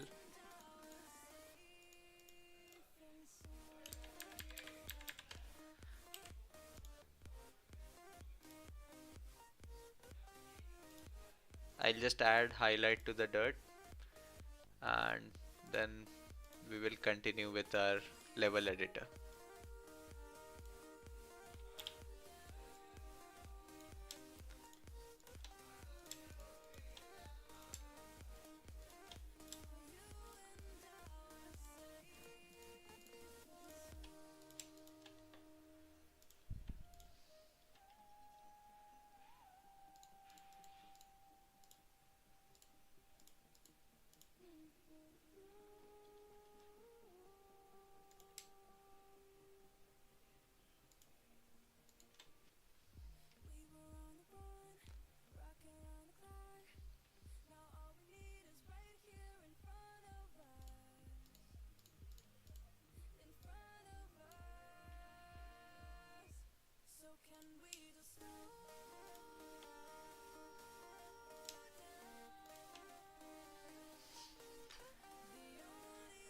Yeah, looks okay. Let's just export it.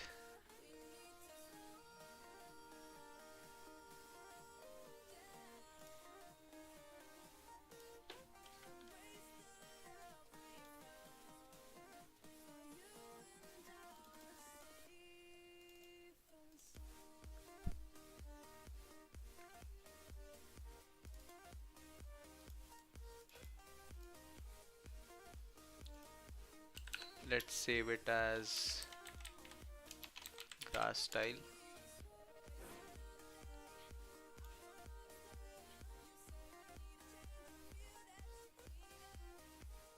It doesn't support layers. We'll have to merge those. You know what? Let's scale this up let's merge these first. And what we will do is, let's scale this up. Let's say 500 by 500.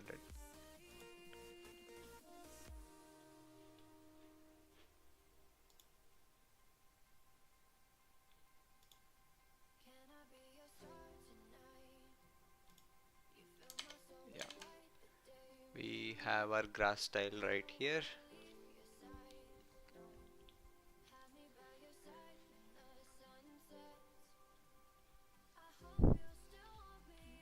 Let's create a texture here.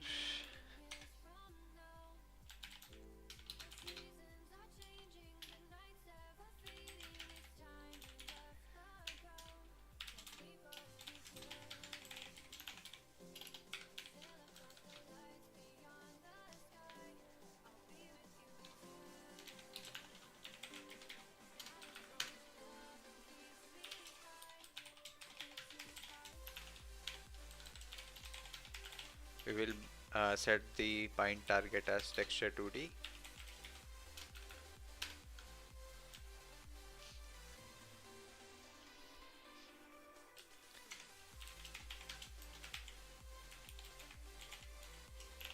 We will set the parameters.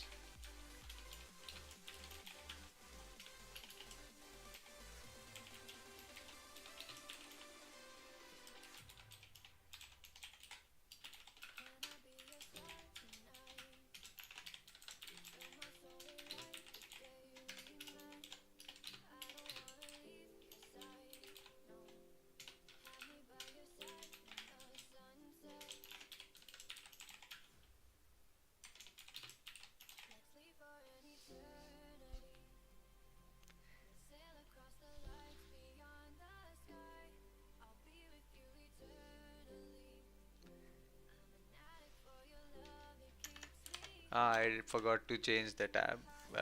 Yeah, switching back to the code. Yeah. Last name I am old enough.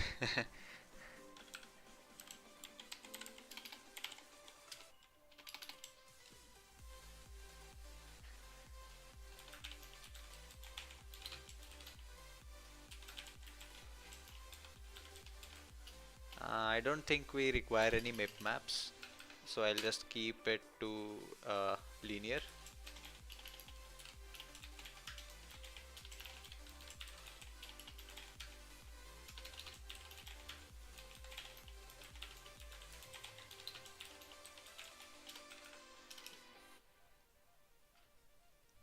That With that done, we'll also I'll be using STBI image for loading the image data.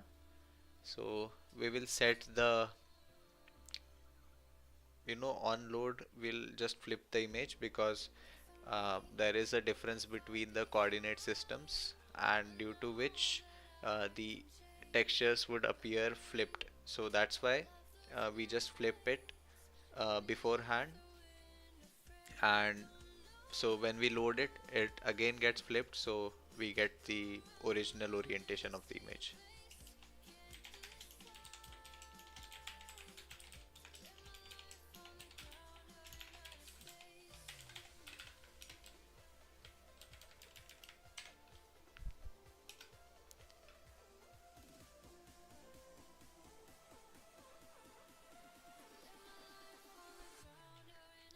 And then what we can do is,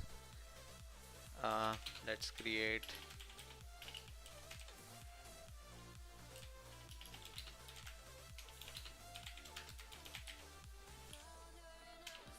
these variables and unsigned character star, a pointer to unsigned character. It will be our data. By the way, last name I'm 21.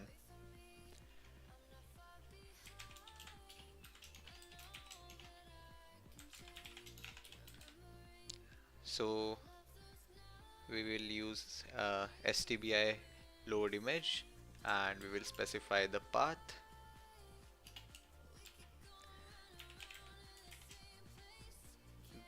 Grass style.png.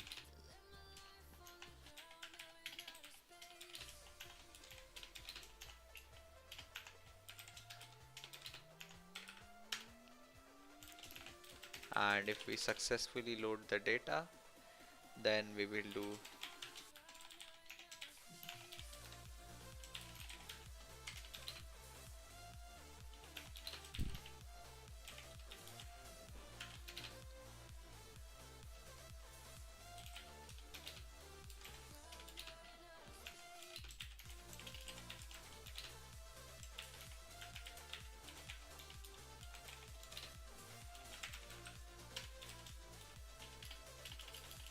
yeah. And after that we can just do stbi image free. So we'll just clear up the data. One thing we'll also require to do is, let's first unbind the texture.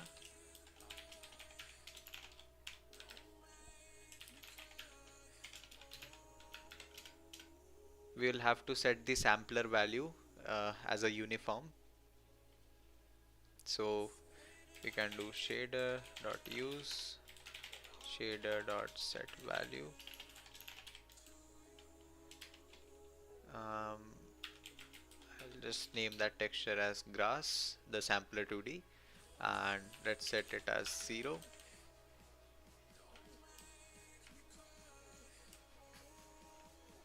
And before we call render map, we'll just bind that texture.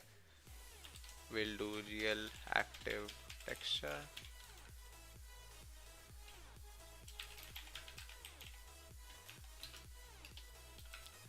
So this is basically we are activating the texture unit 0.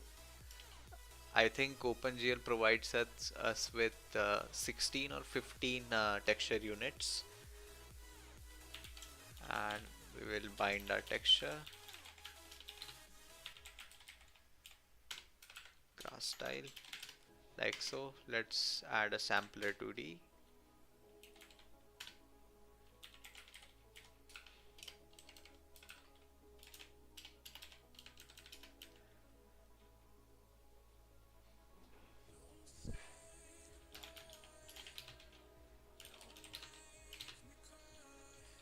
Let's load in the texture.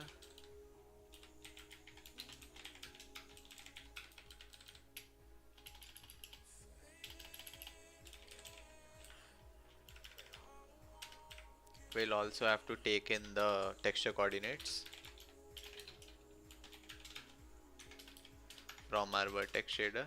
Let's modify that.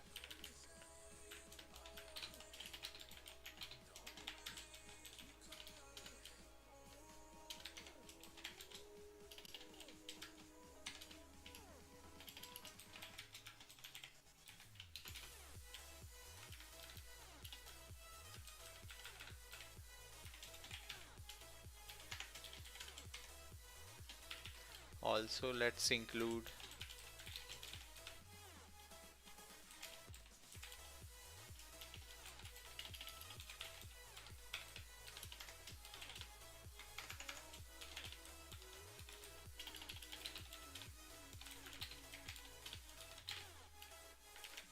stb.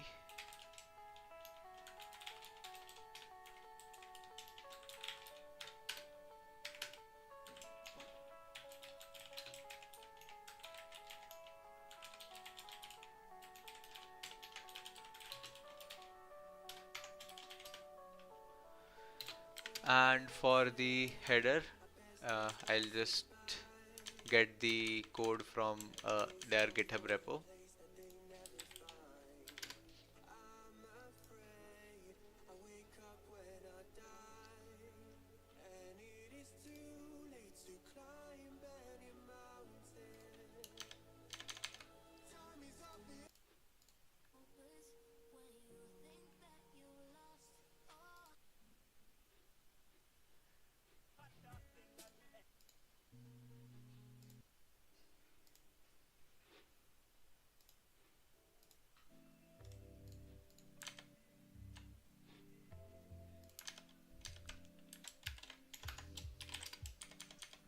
I'll have to update my CMake list.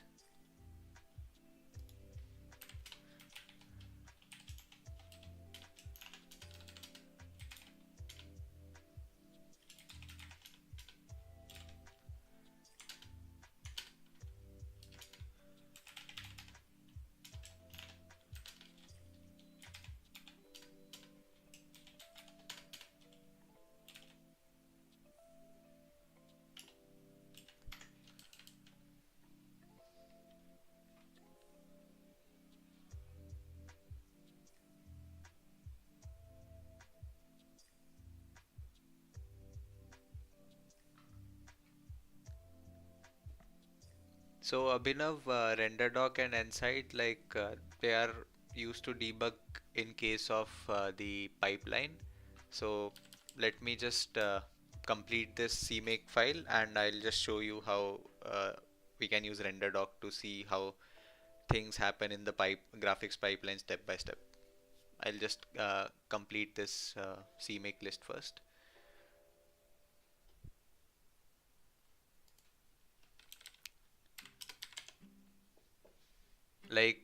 In the error that I was getting, uh, it was mainly to do with my code and not exactly with my graphics pipeline, because if you recall, the error that we were getting is our populate tile map method, it was not actually filling up the, pushing up the tiles into the matrix, and we were trying to access elements which were not there, and so that's why I use GDB. But let's say if um, I tried to render something and it is not showing up, or anything is not according to what we expect, then we will use RenderDoc.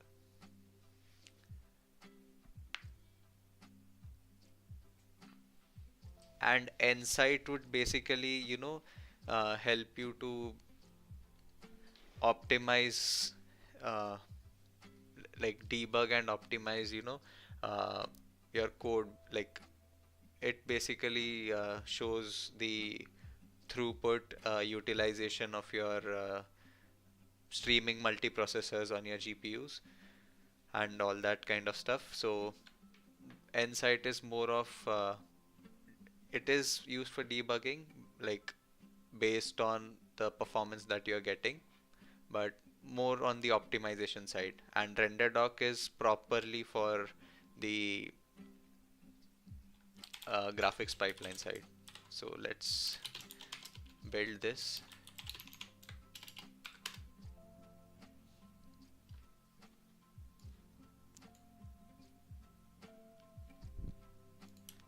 I think it was just stbi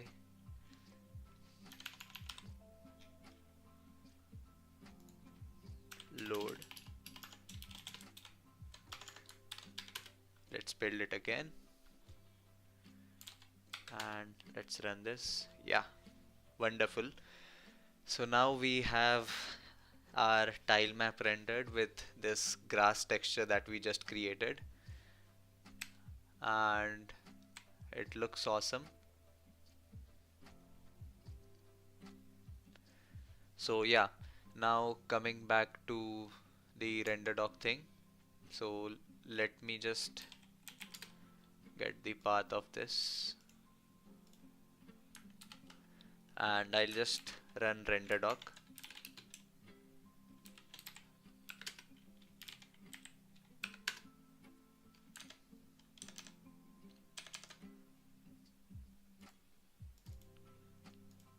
I'll just switch.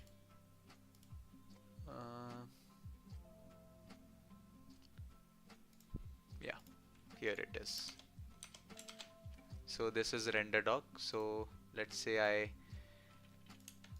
launch my application, I provide the path for it,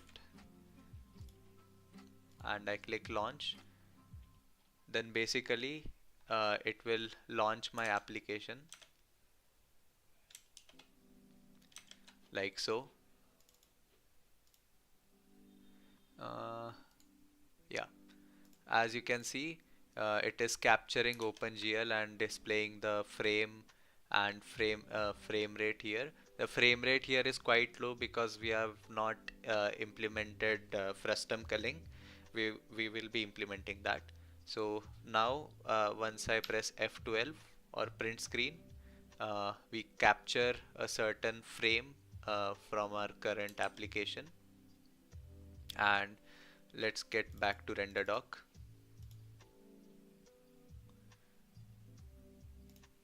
Here now render doc will show us our currently captured frame. We can just open that, and now we can see here different function calls right here. as you can see, like these are our draw calls, like for each and every tile that we have. So we have our mesh viewer. So this basically shows our vertex shader and fragment shaders. Like this is our vertex shader input basically. So these are our vertices, the position and the texture coordinates that we sent to our vertex shader. Last name face cam, when soon, maybe in our next stream, I'll add my face cam if you'd like to see that. And yeah, so this is basically, as you can see, like if you click on each and every vertex data, it shows here in the preview the exact vertex which we are talking about, like so. And like as you can see, like these first three vertices correspond to this red triangle. So when we select these, only that triangle is highlighted, and when we select the other triangle, then the upper half of this quad is being visible. And this is basically in clip space, the um, vertex positions that we provide to GL position in our vertex shader. This is in clip space, and the output of our vertex shader, uh, this will be basically after applying those transformation matrices, and these are the vertex positions corresponding to that. As you can see here, these are the coordinates for GL position, like so. And here we can see the any errors or warning. So let's say we are using the API incorrectly, or doing something wrong. So this will show that under here. But currently we have everything uh, going properly, so it won't show anything. Then we have resource inspector. So it basically lets us inspect our resources, like the back buffer, the depth and stencil buffer, the frame buffer. We can basically view that. And yeah, this is it. Like you can just step by step go around and see different timestamps, different frames. And this is, as you can see, this is the exact thing. So this is our back buffer at the start of our program, which is black currently. Like we have used clear color as black. And this is our front buffer. So OpenGL provides us uh, what double buffer rendering. So basically we have a back buffer and a front buffer. So while you are seeing the content on the front buffer, think the content of the next frame is being rendered to the back buffer. And after that, if you recall, like in our rendering loop, we used a method called GL swap buffers. So what that does is, at the end of the frame, it just swaps the front and back buffer. So now the contents rendered to the back buffer are visible on the front buffer. They basically become the front buffer. And yeah, so this allows us to see the transition between frames smoothly. uh, yeah. And otherwise, like there are also single buffered systems, but in that case, the problem is that you are seeing the contents right in front of you, and at the same time, the contents of the next frame buffer or the next frame are overwriting the content that you are currently seeing. So you will see artifacts like pixels getting updated. So that's not good. So that's why we use the double buffered rendering. So in, let's say if we want to see the error thing, so let's make purposely add some errors to our code.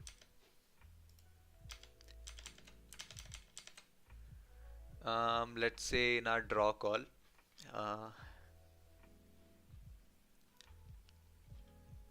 here instead of 6 vertices for our quad, let's specify 5, and let's build it again. And now let's go to render doc.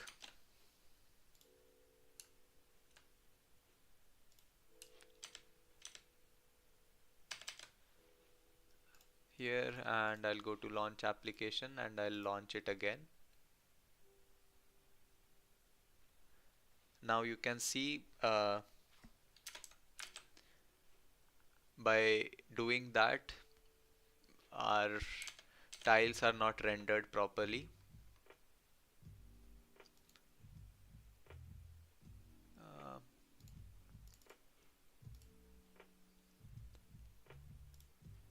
yeah, we created a mistake in our code purposely so that I can demonstrate the error thing. I don't think this will create any API issues, but let's check that. Let's capture a frame. We captured that frame, and let's switch back to render doc.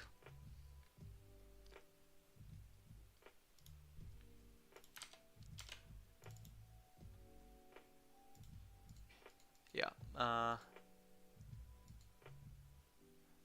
yeah, it is not showing any errors. Okay, yeah, so I think we'll, for creating errors, we'll have to do something wrong. Maybe let's say we bind the buffer incorrectly or specify the buffer data incorrectly. But I hope you get the point, like how to use RenderDoc and what it is exactly. Yeah, exactly, Abhinav. Like it is a great way to understand the graphics pipeline and see how things work under the hood.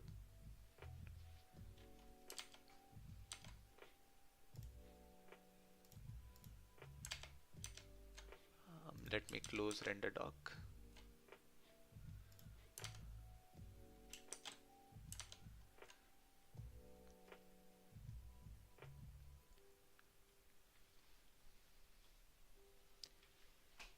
Let's fix the draw call. Yeah. So now this is what we have. Let me build it again.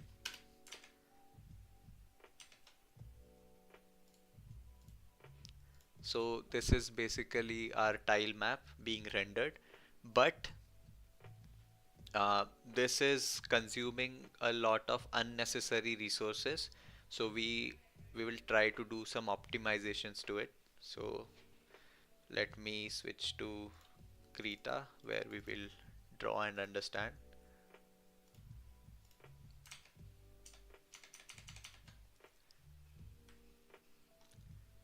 So right now, let's say,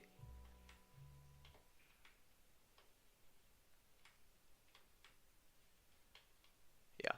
So this black box that we have right here, black border or black box, it is our entire tile map. Let's say this is 100 by 100 tiles. And this blue box that we have here, it is our field of view of our camera. It is what we are exactly seeing uh, on our window when we run our application. So basically, we have 10,000 tiles in our map, and it is rendering each and every one of them, even if that tile is not within our camera's field of view, and that is actually wastage of computation. So we can fix that by implementing something known as frustum culling.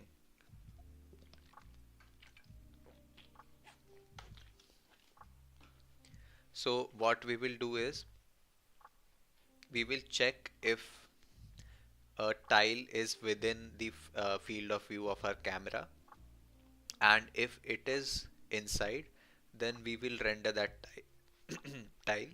Otherwise we will just discard it and we will not render it. So this will improve our performance, because we are planning to create a massive world. Maybe it could scale up to 1000 by 1000 tiles as well, even greater. So we performance of our application is of, you know, importance in this scenario. So that's why we will consider doing this optimization. So let's think of a way by which we can find if a tile lies inside of our camera's field of view.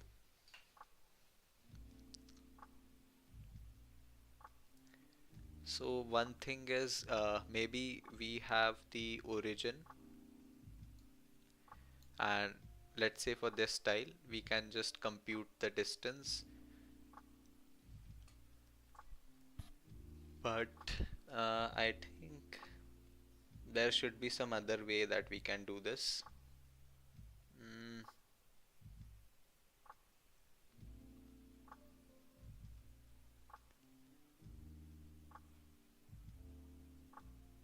yeah, let's use this approach first, and later on we can try to um, find something better.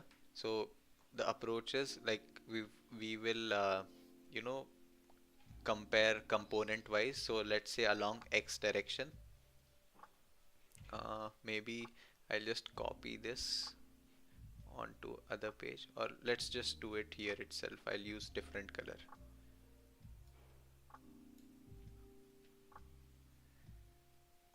Yeah, so let's say we have this tile right here. We will compute its distance with respect to camera, and if its distance along x is greater than w by 2, we will not render it. And also we'll check along the y direction. If the y component is greater than h by 2, then we won't render it. So it's a simple function. Let's just write it quickly.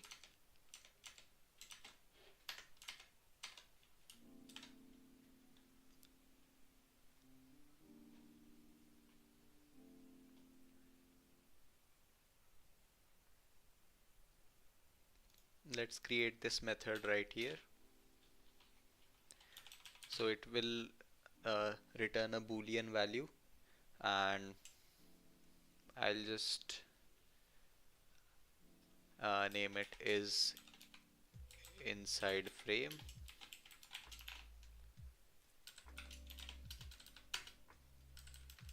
and let's pass in a constant reference to the position, and let's compute the x offset. So it will be position dot x minus camera position dot x and y offset.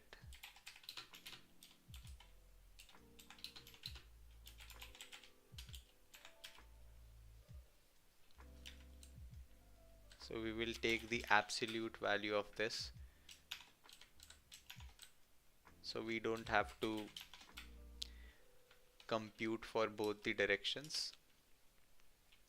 And let's do an if condition.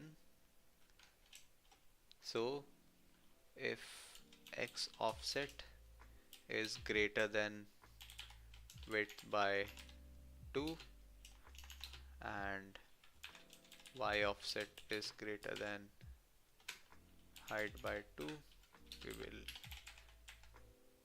return false, else we return true.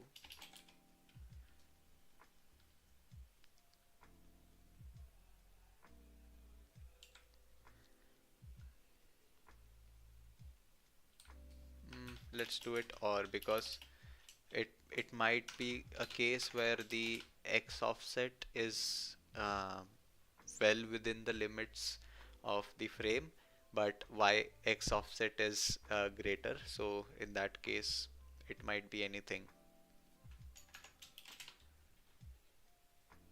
So yeah, that's done. We also need to define camera position, right?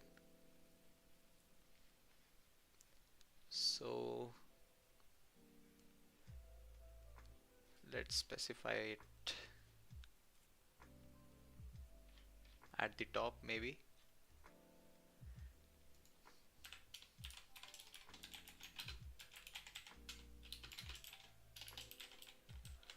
Let's set it equal to width by 2, height by 2.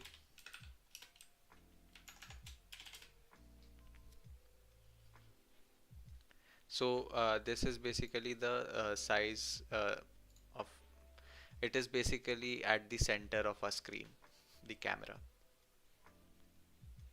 We have that, and maybe just for checking uh, that we can add a movement for a camera.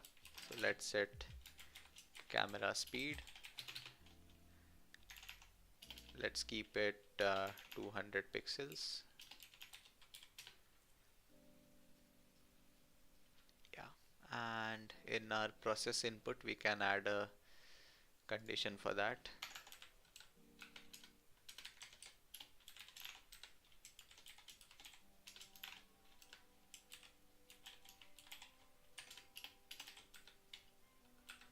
If we press W, then we will increment our camera position along Y with cam speed times dt, and if we press S, we are using the standard WASD keybinds.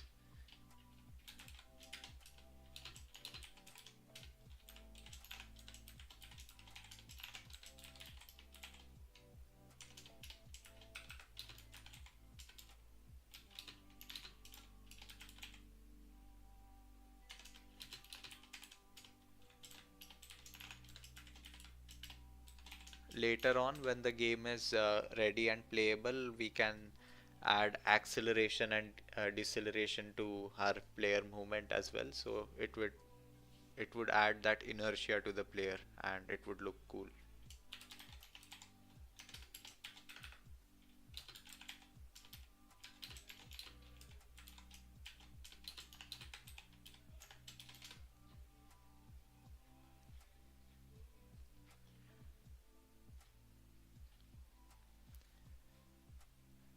That's done.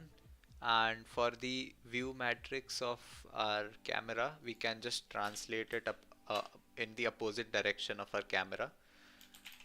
So basically we will get a feel that our camera is moving around, but our camera is nothing but a virtual object, and our world is actually moving in the opposite direction of the camera.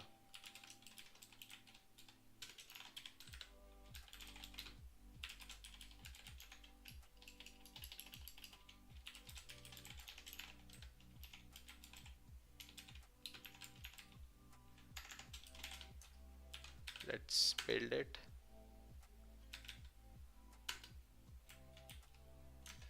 And I'll just show the output. Here you all can see we can move around like so.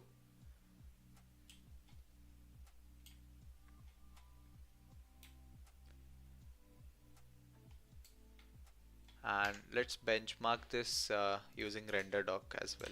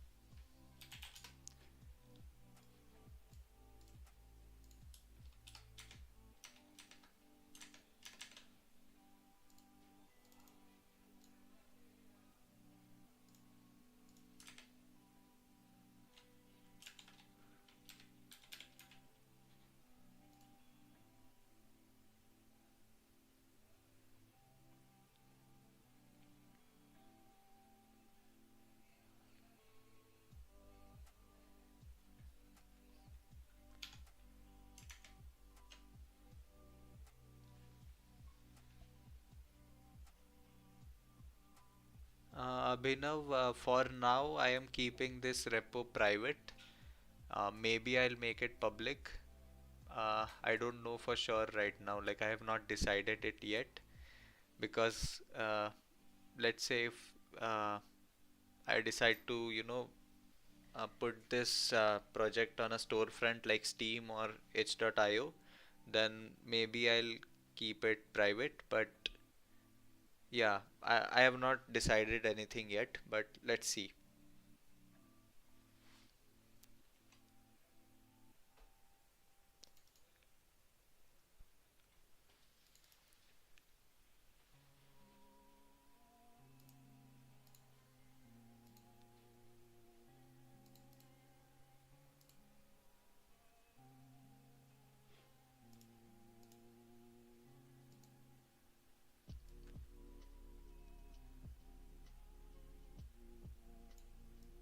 Here you can see how the rendering happens. Like uh, the top tiles are being rendered, and after that the bottom tiles, just like a rasterizer.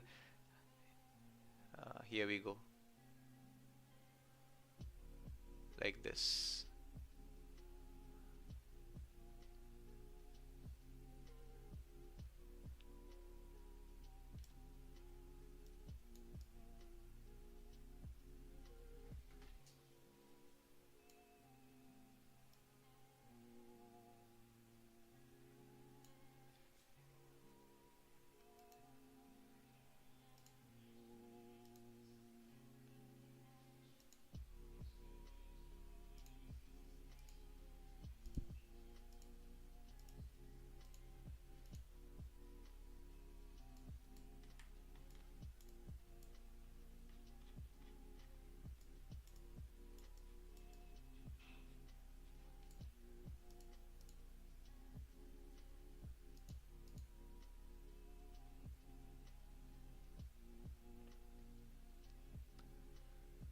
So here we can see that the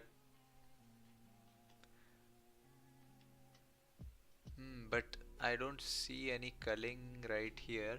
Okay, I forgot to, use that boolean value, that method that we wrote. That's why the face culling is not happening. So let's fix that. We did add camera motion, but we forgot to add the culling itself. That's why we see all the tiles being rendered. So let's fix that. So we will only do this computation if is inside frame returns true, and we will pass in tile map.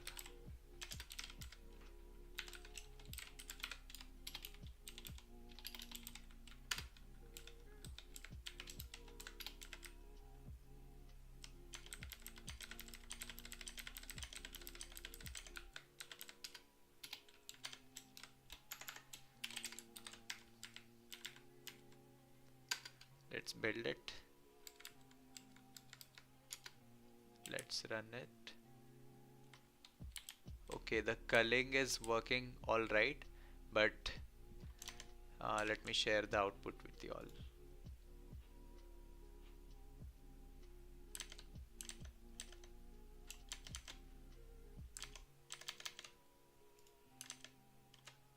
Yeah, so the culling here is working all right, but there is something with the distance that we are missing out. That's why it is not rendering on the whole screen, and only the left bottom corner of our screen is retained and other part is culled. So let's say if we move our camera to the right, we can see different columns of our tiles getting added. So basically they are considered to be within the bounds of our camera frame. And if we go up, so yeah, so culling is working all right, but we need to figure out there is something wrong in our condition that we need to fix.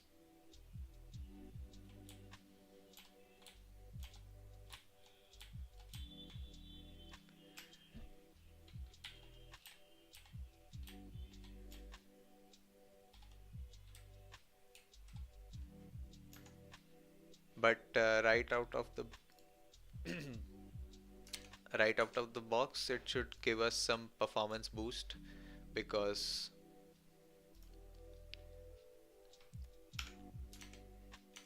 let's check it in render doc.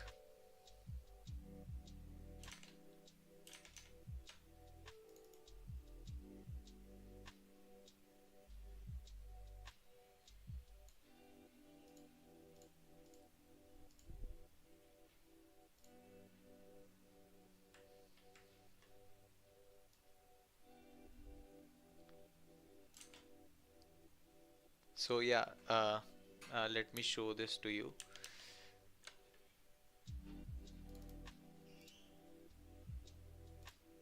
Yeah, as you can see the frame rate on top, uh, it is definitely an improvement over the previous implementation. Earlier we were getting frame rate around 50 or 60, but right now we are getting frame rate above 100, so that's great. It has some more scope of optimization, but currently we have to fix this issue, like the wrong tiles are getting culled, so we need to fix that.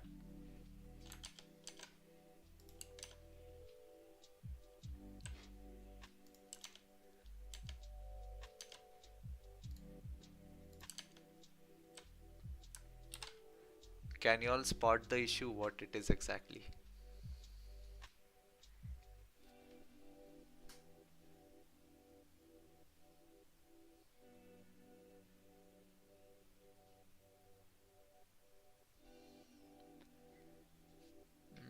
We are getting the X offset, doesn't matter in which direction.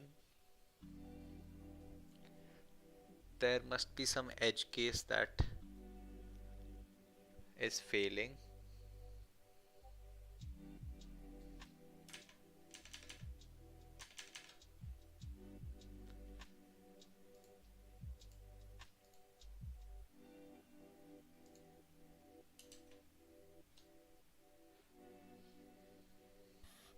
So let's get back to Krita and maybe there we can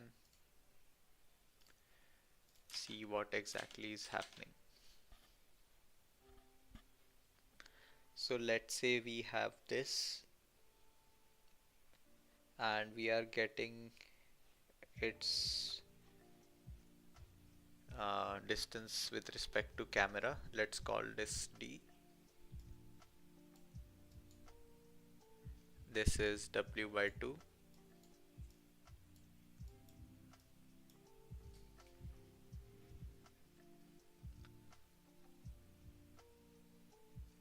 So we are checking if this distance D is greater than W by 2, and we are taking the absolute value, so it does not matter if it is on the left side or on the right side.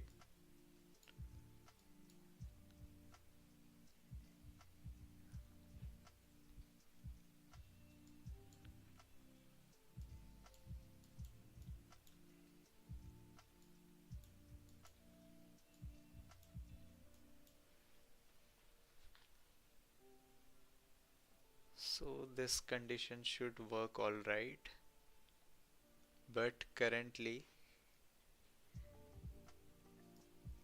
only this part is visible. So that means that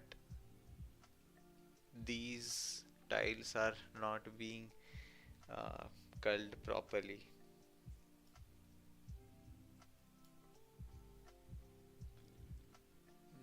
Let's say this tile is just outside of our frame in both the Y and X direction, not in the X, in the Y. So basically we compute this distance. It is something, let's say h by 2 plus delta, which is something closer to 0. So this is just above our frame.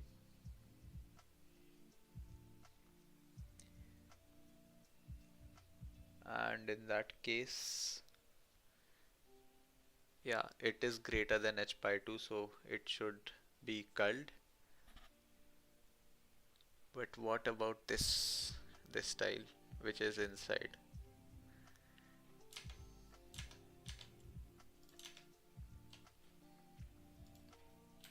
Let's try switching this.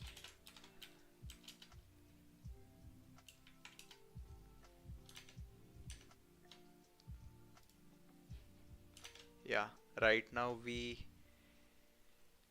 have this,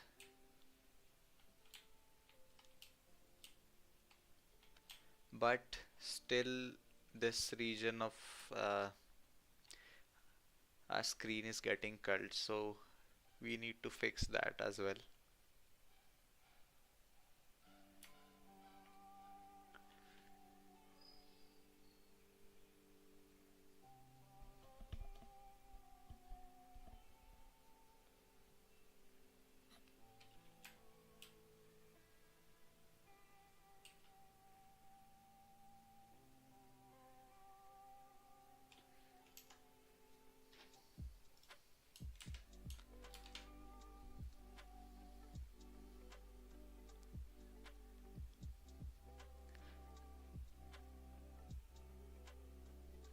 Let's render a quad at the position of our camera so that we can see exactly uh, where the camera is and what is happening exactly, and we can uh, debug this.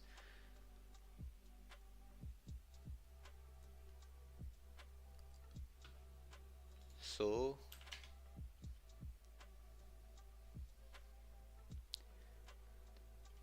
let's draw our camera after this.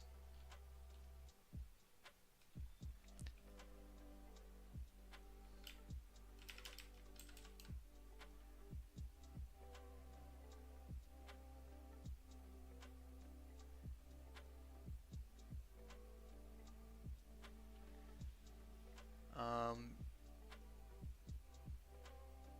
GDE bugger? No, I have not tried it. Um, is it the same as GDB?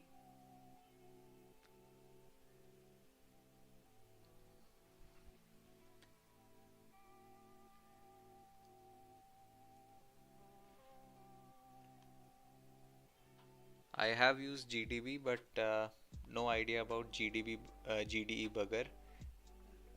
Is it the same thing though?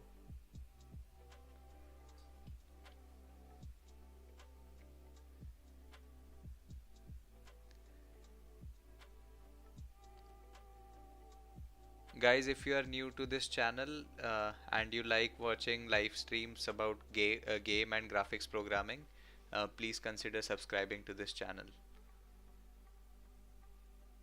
Oh, okay. Similar to RenderDoc. I'll try that.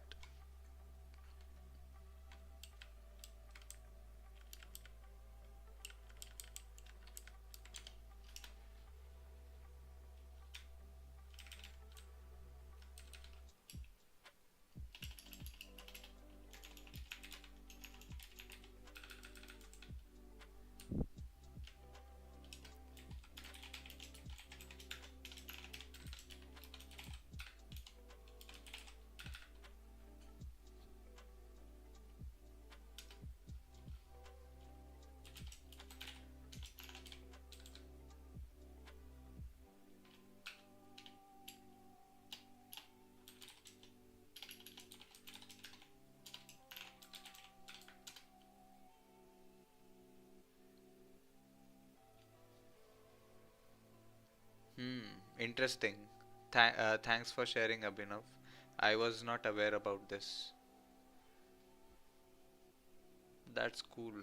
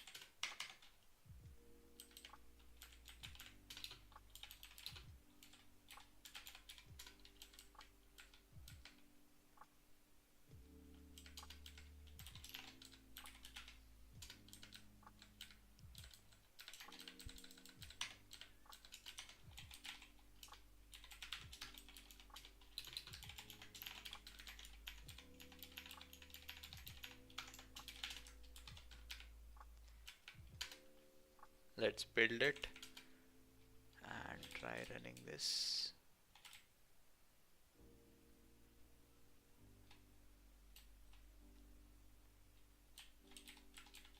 Hmm.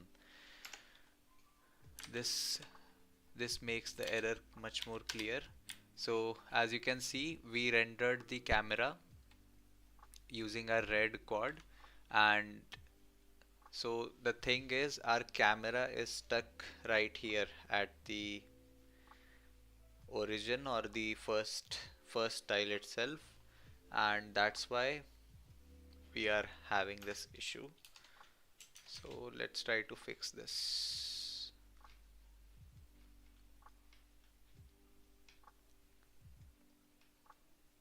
This should be OR.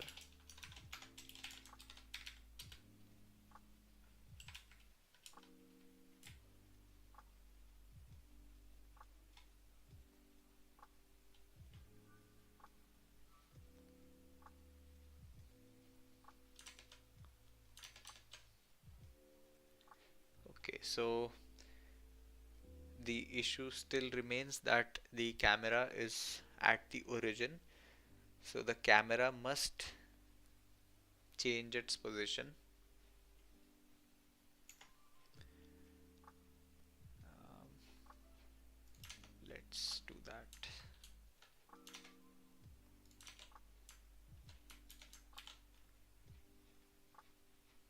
Am I not changing the model matrix? Okay, let's add a translate component.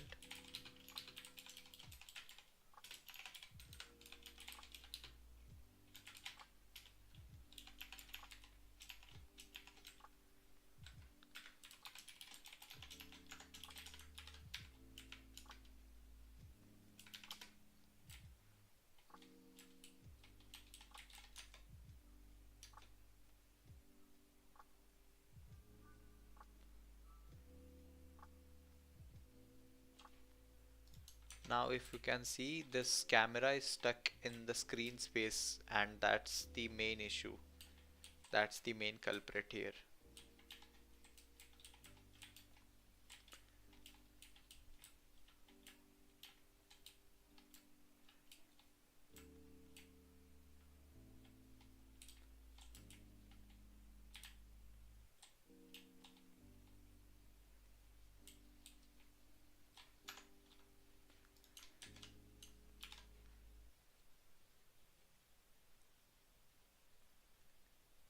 So for the view matrix, while rendering the camera, we'll reset it to 1.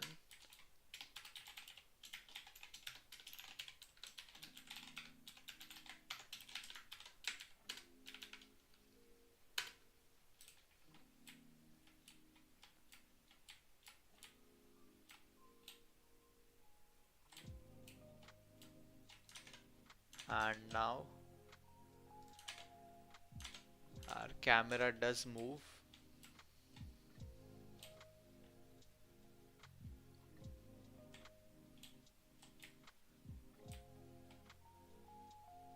but I think the our world and our camera in are in completely different spaces, and that's why there is this mismatch.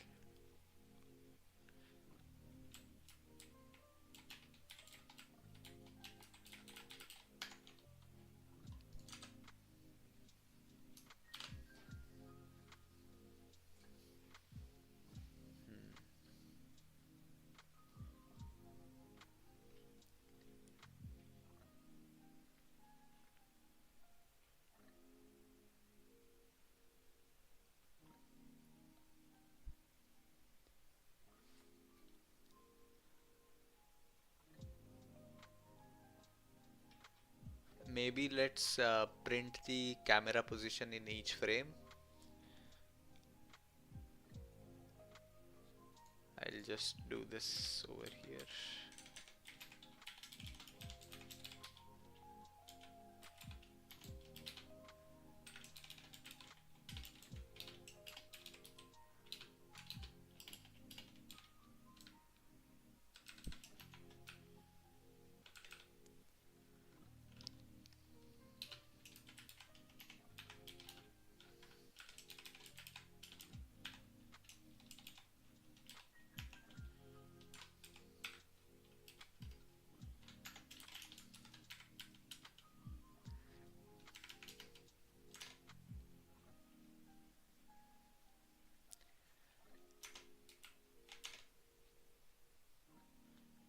Okay, so the camera position changes.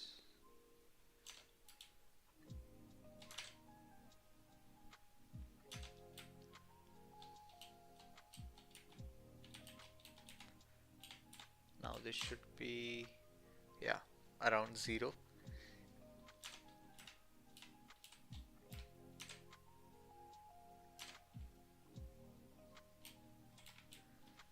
So the camera position is getting updated.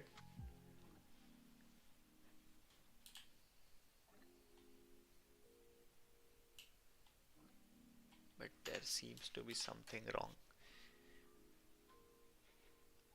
Let's see. What if we just remove this translation?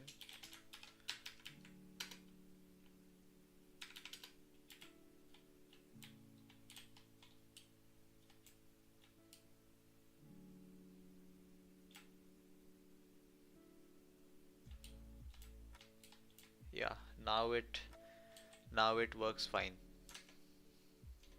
Let me show the output. Yeah, as you can see, the faces which are outside of this frame are getting culled like so.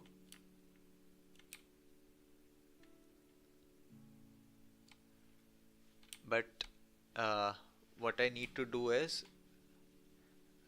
I need the world to transform accordingly as well.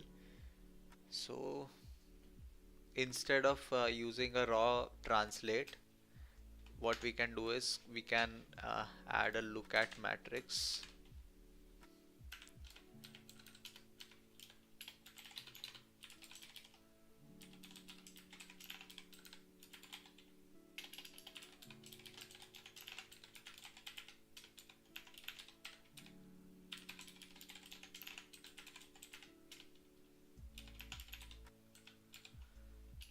And camera front would be along the positive, the negative z direction,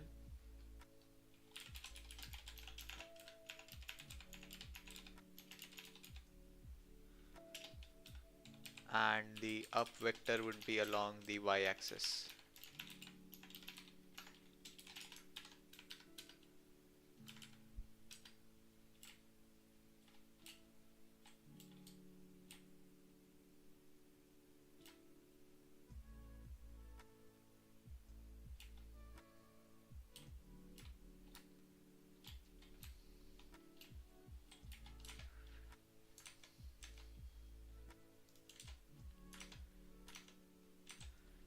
Seems like we have the same issue again. It's basically when we apply the view matrix, then we see this artifact, like not the correct tiles are not being rendered. So the computation of these distances must be done in that correct space. Yeah. So right now we are just using the position of the tile in the world space, not with respect to the camera. So we need to multiply that.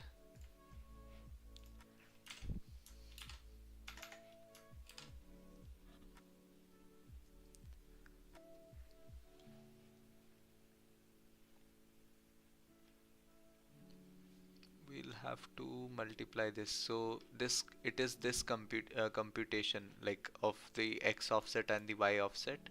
The issue is right here. We So the camera position, this is fine, but the position X and position Y, we have to fix this thing, because like this position X and position Y, they are defined in world coordinates, right? But we need to subtract, like we need to have the position of the tile and the position of the camera both in the same space. Currently they are in different spaces, and that's why we are getting that result, which is not right.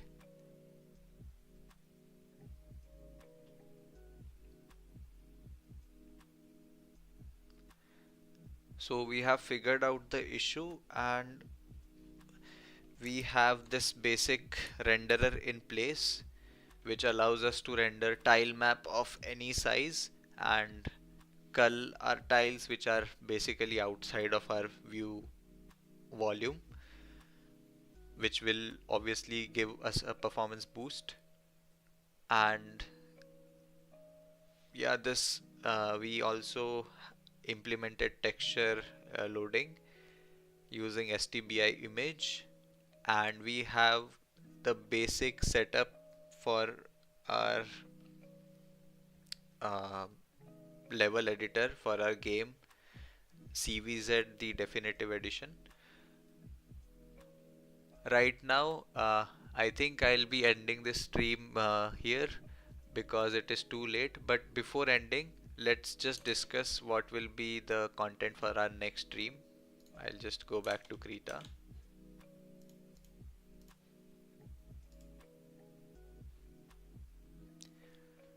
So in the next stream, we just identified the issue, like the issue is with the space not being right. So we have to fix that, fixing the space or fixing the culling. And the second thing that we need to implement is, um, let's say this is our map and this is our frame right here. So let's say now if the player is within the frame, then the camera frame would remain here.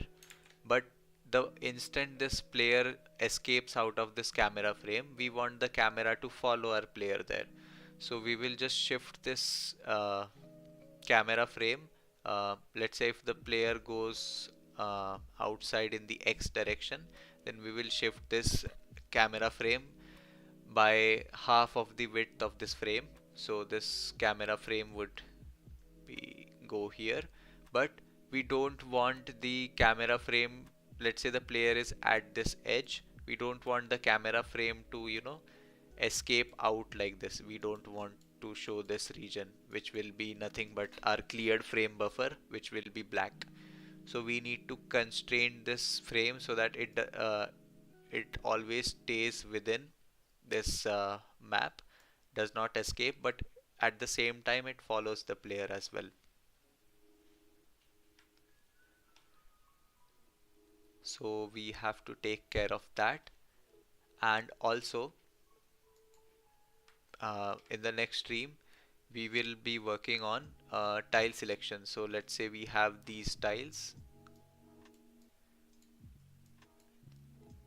and with our mouse pointer we should be able to select which tile we want to edit. So let's say I click on this tile, then this would maybe display some properties about this tile. We'll obviously have to implement a proper class structure for this, and we can edit the properties like which texture to load for this tile, and maybe we can add options to add normal maps or anything. Or even better, we can just create, just like Krita or any other photo editing, or you know a drawing digital drawing software. Like we can create paint brushes with which we can paint textures onto our tiles. And obviously the important thing, we'll also implement the layer system for lighting and stuff in our engine. So yeah, guys, thank you so much for watching the stream. We just discussed the content for our next stream. We'll I don't know for sure when will I be able to stream again, but we will do our next stream soon together. Thank you so much, Abhinav and last name, for staying till the end.